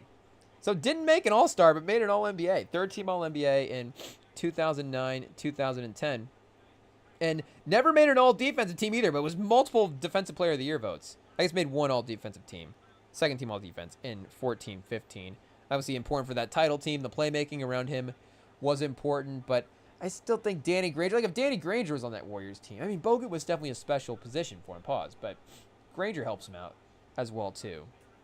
So Danny Granger goes 3rd, and then, you know, Gortat's right there as well, too, Chad. Hey, yo, Gortat playing 20,000 minutes in this class. More points, more rebounds as well, too, though the advanced stats not in his favor. I mean, Felton was kind of fun. Both these drafts tail off, Chad. It is what it is. Gelabelle in here as well, too. Mustard! Shout out to John Thompson in the mix. Oh, chat, we've got an all-name team guy. Martinez Andruzikavicius. I don't know if we can get a pronunciation. Oh, here we go. So, yeah, Martinez Odroshkivichkush. Hey, yo, chat. Odrushki Vikuch. I don't think we said that right, but his nickname's Marty, so we're just going to call him Marty. 7'2" center out of Lithuania. Shout out. But, yeah, Chris Paul, Darren Williams, and I guess the VORP. Hey, yo, Chris Paul destroying everybody in the VORP chat. Hey, yo, we're like tripling him up here. But Chris Paul, Darren Williams, and that's, again, the longevity of it as well, too. Peaked, you know, honestly, Darren Williams peaked. I guess, again, Chris Paul did make that finals, but if Chris Paul doesn't make that finals with Devin Booker, like, you go, okay, take peak Chris Paul's 4 best playoff years and Darren Williams' 4 best playoff years. I guess here, Chad, let's do that real quick. Hey, yo, not to discredit Chris Paul's just the legacy of it, but just to kind of be like, hey, Darren Williams is pretty good as well, too. Like, you just can't just take away the guy's premier achievements as well, too. But playoff runs, yeah, one season of 20 or more games, but then 15, 13, 13, and 12 the next 4. So you have the Houston, LA, Phoenix, one for each team, chat. Houston, LA, Phoenix, and then New Orleans. I guess 2 Phoenix runs. So Phoenix really, of course, yeah, his most successful playoff team almost that he was with. And, you know, the Clippers as well, too, but they always felt like they kind of underachieved a little bit as well. But they were matched up against some good teams, so it was difficult. But, yeah, 19 and 10 and 2. The steals as well, too, for Chris Paul. 24, 11 and 2. Yeah, the New Orleans playoffs, chat, 7-8 is crazy. But 17 and 8 for Phoenix as well. So I don't know. Here we go. The advanced stats for the playoff run. We VORP it here real quick. 9.0 is even a little bit. Oh, that's regular season. Playoffs, VORP, or box plus minus might even be better for this as well. It's going to give us some of the shorter series, but 12 games, 07, 08. Yeah, 11.3. So that's probably his best individual playoff stretch. Maybe outside of the him having that game winner in the Clippers series as well too. So he was, arguably the most impactful player in the playoffs a couple of times. I guess I don't know if Darren Williams quite ever got to that level. So, I get it was a hot take. We workshop it. We say we're wrong. And we keep it moving. Hey, yo, chat. But let's see here for our guy D. Will. Oh, 6.5 on the box score. Not bad. The 7-8 playoffs themselves, same year. Chris Paul twice as good as Darren Williams that year. Basically every year, twice as good. But I guess, again, the game total is still kind of equal. I don't know if that's ultimately what matters. And, matchup stuff, it all kind of figures into it. But still, he also had 17, 12, 10, 17, 12, 12, and 10 for his top 4 runs. I guess not outside of anything. The problem is, I guess those are just his top 4 runs. And really, his only 4 runs, unfortunately, in the playoffs. And Chris Paul, a couple of 30s here in the PER. Just destroying chat. Let's see here. Wait. 07-08 playoffs. What happened in New Orleans this year? San Antonio? Yeah, San Antonio to 7. It is what it is, chat. You face the best. You have to beat the best to be the best. And unfortunately, the Spurs actually were the best this year. And we also took out the... So we took out the... Oh, we didn't take... I was saying, we take out the Hornets and the... who else were we saying there? The Jazz with Darren Williams. But, what do you do? We lose in the Western Conference Finals. But we got Phoenix as well, too. So... we'll take that. A couple of bitter rivals to take out in the playoffs before honorably losing is not the worst case scenario when you have 5 titles, that's for sure. And I guess we didn't even see what teams they would go to as well. That's a whole nother timeline spiel to this. Chris Paul in Milwaukee. Hey, yo. Probably doesn't quite... I mean, again, he does line up with Giannis because he's playing for 20 years and he's still playing now. But... I don't know if he is if the timelines are quite able to overlap the same way. But Chris Paul and Michael Redd is a lot of fun. That's for sure. Marvin Williams, or the Hawks get Darren Williams. So Darren Williams on the 2000s Hawks, it's a little kind of the same situation. Like they don't necessarily have it. Again, you're thinking that Darren Williams is maybe your number 1, so you're kind of locked into the same conversations. But Darren Williams now with Joe Johnson and Josh Smith. And, Al Horford there in a couple of years and what that early 2000s and then, the teens Hawks teams eventually become, of course. But the early 2000s Hawks team is pretty fun, chat. If he is able to go there. Let's see here. 2006 Hawks. What version of Joe Johnson would this team have? Had 26 and 56. Joe Johnson, 20 a game. Al Harrington, Josh Smith, Zaza Pachulia, Tyronn Lue. And then, Marvin Williams, unfortunately not boosted him up that much. But then 30 wins the next year. Joe Johnson, only 57. 57 games played is what it is. Childress, Josh Smith. And then, still Marvin Williams. He's playing minutes on this team and getting shots as well, too. I mean, he's taking 10 shots a game for him. Not necessarily, cooking either in his minutes. I mean, especially if you look in the record. So, Darren Williams and Joe Johnson... they're at least a playoff team in the East for sure. At least feisty. I mean, they're 37 wins this year once they bring in Mike Bibby to pair with Josh Smith and Joe Johnson. So Mike Bibby just turns into Darren Williams and you have 20 and 10 on this team with Joe Johnson. That might actually be lethal, chat. That might actually be lethal. And then 47 and 35 in 08-09. They got Johnson, Smith, Bibby, Marvin Williams at 45%, 35. So Marvin Williams hitting some 3-pointers and it's okay, finally. We can win some games. Ronald Murray making an appearance. And then, Al Horford added to the team as well, too. So he would have been on the team probably as... And I guess Darren Williams gets traded a couple years after this if we're going on the same timeline with the Nets. So let's play out this what-if, chat. Hey, yo. What if Darren Williams went to the Hawks? And in this situation, in the real draft, Darren Williams went before Chris Paul, but Chris Paul's number 1 in the redraft, obviously. So it's not like the Hawks are passing up Chris Paul again to take Darren Williams. So Darren Williams, the number 2 pick to Atlanta. Instead of Marvin Williams, they write just a couple of letters off, chat. Just a one more tweak on the draft card and, you know, maybe a whole different history. Desperately needed a point guard, but passed on both Darren Williams and Chris Paul. Hey, yo, chat. What do you do?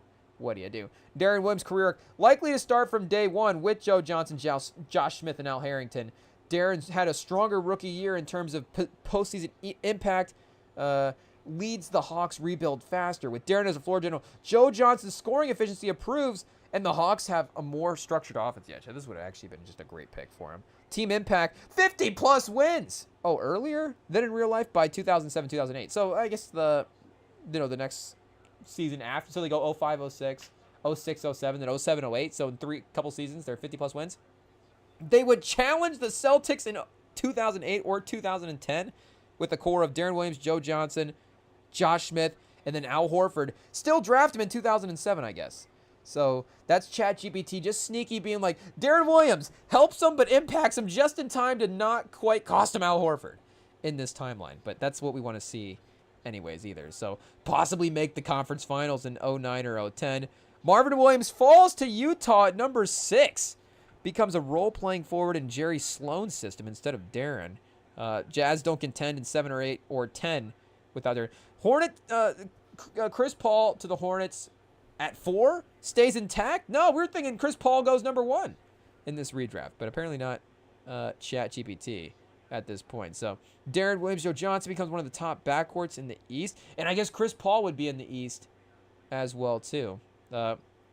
What would Williams' career accolades? Did we get that right? Yeah, accolades. Look like. How many MVPs would Darren Williams have won on the Hawks at this point is basically the question. Instead of Marvin Williams, 17.5 and 9 for his career. So wait a second. Darren Williams for his career already was, for the career. 17 and 8. So a little bit better, I guess. ChatGPT, keeping it pretty strict. Keeping it pretty safe. 46, 38, 83. With better spacing, his efficiency improves slightly. 7-time All-Star. So they're giving him the benefit of Eastern competition, a little lighter. Derrick Rose at that time. 4-time All-NBA, 2-time second, 2-time third. 1-time assist leader. Olympic gold medalist still, I guess in 08, 012. Top 5 finish in MVP finish in 2010. Atlanta posts 55-plus wins. It makes an Eastern Conference Finals run. So he has a little uptick in the career. They're making us happy by boosting his stats a little bit. 5 to 6 playoff series. Considered top 5 guard in the late 2010s alongside CP3, Paul Nash, Rose, and Westbrook. Potential Hall of Fame case becomes realistic. Career total 17,000 points, 9,000 career assists. So wait a second. Yeah, what's his Hall of Fame percentage at right now? 2 second team 3 All-Stars. I have 2 All-NBAs. So 4 All-NBAs puts him right on the doorstep. If he gets to that 5 All-NBA cutoff, he's a Hall of Famer. Lock it in. But he's probably, 20-some% at this point? Oh, 9.5. Hey, yo, chat. Shout out. But final verdict, the best Hawks point guard since Lenny Wilkins. Oh, possibly a Hall of Famer. Shout out. Just missed it, chat. Let's go CP3 on the Bucks? Question mark? And see what it says. Instead of Bogut, chat. Shout out to Bogut, but CP3 obviously would have been the guard. If they give CP3 a title, then it's just pandering. I mean, not to say that it wouldn't have happened, but obviously, it's not like a lock that if he goes 3 spots higher to Milwaukee, all of a sudden they're winning titles. Immediately becomes a starting point guard. Michael Redd, Bobby Simmons, Dan Gadzuric, also on the team. The Bucks, who made with the playoff with Bogut in real life, still make it, but with CP3 at the helm, they like to win more games, 45 to 48. Ayo. Paul wins Rookie of the Year. He finished second in reality. Chris Paul, Michael Redd. The Michael Redd impact with Chris Paul. Like Michael Redd, speaking of guys that become a Hall of Famer, like Michael Redd might actually be a Hall of Famer if he had played with Chris Paul. Bogut still taken later in the draft or acquired via trade. ChatGPT, it's like Bogut just has to be in Milwaukee. He's a legend. Charlie Villanueva and Mo Williams. Ayo. So kind of think that Chris Paul might have wanted to just be back on his Hornets team at this point, but legitimate contender for years with smart front office moves like keeping Zach Randolph or signing a shooter. I mean, is that not the same thing? Whoa! CP3-led Bucks challenge LeBron's Cavs and Dwight's Magic. So everybody. The East is just incredibly stronger now with CP3 and Darren Williams. I mean, as you expect, accolades, all-stay pretty similar. Ripple effects. Hornets draft Raymond Felton. Oh, chat, they just profile CP3 as another guy. I go, Raymond Felton, mini CP3. Bet. Blake Griffin develops differently for sure. Suns never make their 2021 finals runs. Giannis becomes a champion earlier. Bucks don't need Drew Holiday trade. CP3 already there, so CP3 just stays on the Bucks the entire time. Ayo, Giannis was like 2013 draft, right? Am I crazy, chat? He was in that range, though, 2013 to 2015. I don't know if it was as late as 2015. No, because Jokic and Giannis were 20... Oh, it may have been 2014, 2013. Yeah, it was 13. Yeah, 13. And then Jokic and Giannis the next year were 14. So that still would have been 8 seasons where he stays in Milwaukee and then has to wait for Giannis to then develop after that. I mean, again, his development definitely happens quicker at that point. But that's still a while for him to hang around. And then maybe because, I mean, the thing is, because he's not on a league-owned team, there's no vetoing of trades. Maybe LA is still able to trade for him. I guess the league could still, veto the trade. That's not necessarily the point. But maybe the mechanics just would look differently if it was that type of thing. So, who knows? CP3 in the Bucks roster versus the 2017 Warriors? Hey, yo. CP3, 15 years into his career. Again, he's making titles in 2021. So, it is what it is. But you'd still want to think, okay, those peak 07, 08 years, what would have happened if he would have been in a little bit of a different environment with just a little bit of better teammates. So I guess Atlanta would have been a team there. So I get any of those top 5 teams. I don't know if they would have been like, an amazing situation for him to go to. And again, he had some good teammates with like Derek West, and I guess it was really, Derek West, David West, really just him and David West kind of carrying that team. Ayo, chat. So wait, who else would it? Atlanta, Utah. If he goes to Utah, so like if you put Chris Paul with Carlos Boozer, I don't know, and that team is maybe even just a little bit better. Who knows? So Milwaukee, Atlanta, Utah, and then New Orleans. Yeah, not like any of those teams would have been great for him to go to just immediately. I guess Atlanta would have been him. Joe Johnson eventually just becomes the most fun teammate for any of these guys to play with. Ayo, pause at that point as well too. But again, Michael Redd is fun as well. So 2006 Bucks. I mean, they're post Ray Allen at this point. 40 wins. Michael Redd, TJ Ford, and Bobby Sims. Yeah, Jamal McGlure. Shout out. Mo Williams, 6th man of the year. So, yeah, still win 40 games. Terry Stotts, just coaching chat. Not much longer. Oh, and then they get Larry Sanders eventually, right? Hey, yo, so who knows how that storyline still continues to play out. But Larry Sanders and Chris Paul could have been nuts. 06, 07, 07, 08. So that year that Chris Paul just goes crazy in the playoffs. Michael Redd, 72 games played, 22 a game. Mo Williams was 17 a game this year. Again, they still somehow have Bogut according to ChatGPT. So Desmond Mason as well. So basically Sessions becomes Chris Paul. So it's Chris Paul, Michael Redd, Desmond Mason, Bogut, and then Villanueva, Mo Williams, however you want to mix that last spot around. Jinlian here as well too. Getting minutes. Bobby Simmons as well hanging out. So maybe, 26 and 56, there's a lot of work to do to turn that team around. 34 wins. When does Larry Sanders joins the team? Oh, Richard Jefferson. Shout out Luke and Bob Mute. So he might get traded in Milwaukee quicker, to be honest. I don't know what that fake trade would have looked like. But yeah, so I mean, obviously Chris Paul 1, Darren Williams 2, and then, who cares about the rest of the draft after that point. Wait, was there anybody else? I guess, Bogut still goes 3. Oh, no, he said Granger goes 3. And then probably Bogut, then David Lee at that point. So wait, then Granger goes to Utah. So it's a good thing that Utah did, of course, get that point guard there. Because Atlanta, because of Joe Johnson and some of the guys they're able to bring in, are able to, obviously build a team around Marvin Williams that's still able to at least be a feisty team. But if Danny Granger ends up on a team like Utah or New Orleans, then, because, again, he's going later in the draft, too, to Indiana. And it's not like he's being, mentored along by a second star as well, too, the time that he's there. I mean, again, there's a little overlap with Jermaine O'Neal and stuff like that. But I guess Danny Granger, Karolinko, and Boozer, I don't know, Chad. Then Danny Granger at 20 a game. Him and Karolinko. The defense is obviously crazy. If he is in Utah, that would be fun. Okay, chat. Here, let's see. I don't know why the 05 draft we need to see every detail of it. But yeah, Granger on the Jazz? Question mark. 4th overall pick, Danny Granger?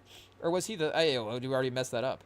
Was he the 3rd overall pick in the draft? Oh, don't fail on us now at this point. Bogut Williams. Yeah, Danny Granger might have actually been the 3rd pick in this draft. It is what it is. Oh, yeah, but Williams was 3rd. Okay, I was thinking 4th and 5th. But yeah, 3rd and 4th for Williams and Chris Paul. But the Jazz pick Williams at 6. Okay, so ChatGPT is off. We're looking at it right now. The Jazz picked Darren Williams at 3rd. It is what it is. Martell Webster to Portland was the 6th pick in the draft. Danny Granger fell to 17 because of before injuries derailed his prime. Utah in 05 was rebuilding. Post Stockton Malone. Yeah, Boozer. Mehmet Okur were core pieces. So if they take Granger, starts as a wing scorer behind Andre Karolinko, develops into a go-to option by year 3 with no Darren Williams at point guard. The Jazz, or did the Jazz? That's right. They traded out. There was a whole Darren Williams trade in that situation. So my bad, chat GPT. I doubted you. It is what it is. But they eventually got Darren Williams up there at whatever the pick ended up being. But they keep Carlos Arroyo or Ruel Lopez, or draft a point guard like Nate Robinson or Jared Jack later, or trade for a point guard, maybe Mike James or Steve Blake level.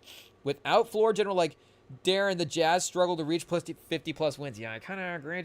Upside, Granger's versatility when Utah gives plus isolation scoring they lacked in real life. Okay, his creates one of the longest, most switchable wing duos in the NBA. No PG means no 2007 Western Conference Finals run. Boozer and Mehmet Okur don't thrive without Williams orchestrating the pick and roll action. In chat, we have to actually just factually... Oh, wait, not Utah, the college. We have to check that the Jazz actually made a Western Conference Finals run again, because ChatGPT is a little off sometimes with the stats. Okay, yeah, and then they lost to the Spurs, but in 5. So, Spurs ripping through the Western Conference, ripping through everybody, making it a forgettable experience. So, 2009-2011, peak Granger era. With the right coach, Granger can still become a 23 to 24. If the Jazz draft a steady point guard in 2009, say Drew Holiday or Ty Lawson, they could become a 60-win team in 2010. Of course, Granger makes 2 to 3 All-Stars, possibly All-NBA, 38% from 3. Fits great with Okur and a fast pace. Darren Williams falls to another. Again, he doesn't fall. The man goes higher. The man's number 2. The man's off the board. Indiana misses out on their 2008 to 2012 mini rebuild. They take either Gerald Green or Andrew Bynum. Gerald Green's kind of a fun option as well, too. Maybe I was thinking of Gerald Green. Gerald Green's another one, chat. Highest percentage of plays that are highlights, Gerald Green. Gerald Green and Shannon Brown might be the top 2, to be honest.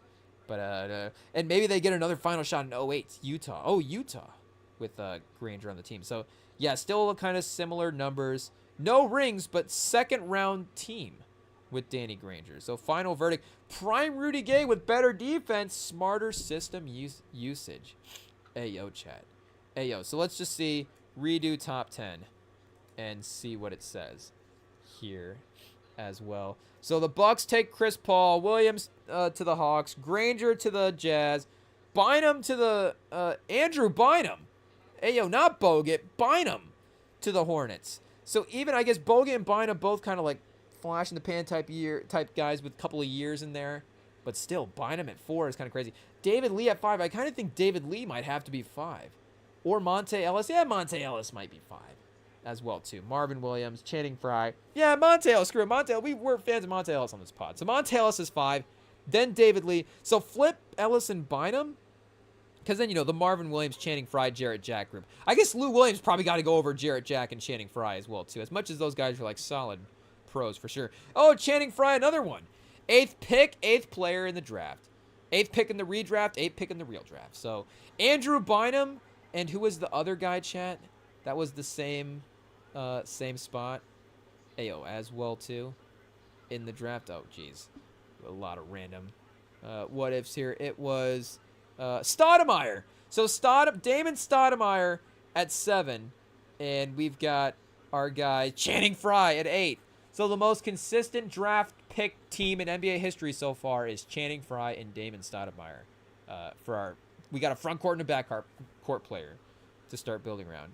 Ayo, Chris Paul, obvious number 1. Darren Williams still goes higher. Granger, Bynum, despite his volatility, yeah, the 2-time champ is really giving Bynum a lot of credit for that. Ayo. Monte Ellis wouldn't be. So if Monte Ellis goes 4th, wait a second, where does he go? If he goes 4th, I guess the draft order was on here. Monte Ellis, so they have him going 6th to Portland. So Monte Ellis and Brandon Roy, actually, if they're able to keep that around, is kind of fun. Bynum on Charlotte. I guess Monte Ellis going to Charlotte, they just kind of have less Chris Paul, right? So, I mean, we already know that Bynum, it's like he's not going to probably win as many games as Chris Paul. But Monte Ellis to the Blazers is kind of fun. Okay, so let's play that out real quick. Ellis on the Blazers. Shout out to Monte Ellis. We haven't really discussed him that much, of course, Gets traded for Clay. Gets traded to, I don't know if he gets traded for Clay or gets traded to allow Clay to kind of, they have to choose one. They choose Clay. It's obviously the right pick, but Ellis was a baller in his own right as well, too. Monte Ellis slipped to the 40th pick in the draft, became a 25-point-a-game scorer and one of the most expensive one of the most explosive combo guards in the league. So let's double check his actual draft. I believe that second round is right, no? But yeah, okay, 40th overall. In there is good. Portland was in the early stages of rebuild. Zach Randolph, Darius Miles, Sebastian Telfair, Portland timeline, emergence. He splits with Telfair early on, but year 2 takes over. Portland drafts LaMarcus, that's right, Aldridge and Brandon Roy in 06. So that's kind of fun. Ellis, and then you don't have to have the whole Ellis gets traded for a guy that then this team becomes a great shooter, and then it's like, oh, Ellis was not that. So, then it's like, oh, him and Brandon Roy get to have their own success in Portland with Aldridge as a post scorer.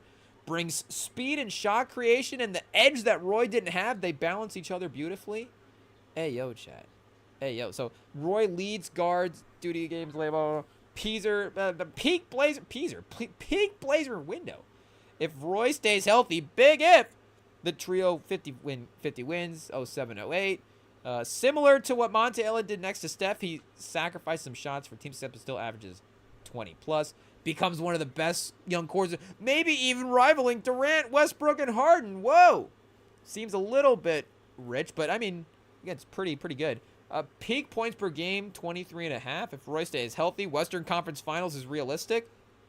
So not quite a title game lock-in if you bring in Monte Ellis. But, fun core for sure if they are able to have Monte Ellis and LaMarcus Aldridge and Brandon Roy together. So that is a fun situation, chat. And that is, of course, the fun of going back and looking at old drafts, redrafting old things, seeing the what-if timelines.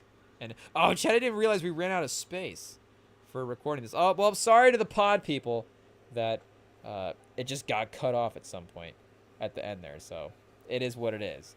But that'll put a bow on the live stream for tonight, chat. I think that'll do it. We will be back, of course, Tuesday night with some fun. Who knows, chat? It'll be a game. It'll be an album. It'll be a movie. It'll be something. We'll be having a good time hanging out, as always. Tuesday night, be here, chat. You can subscribe.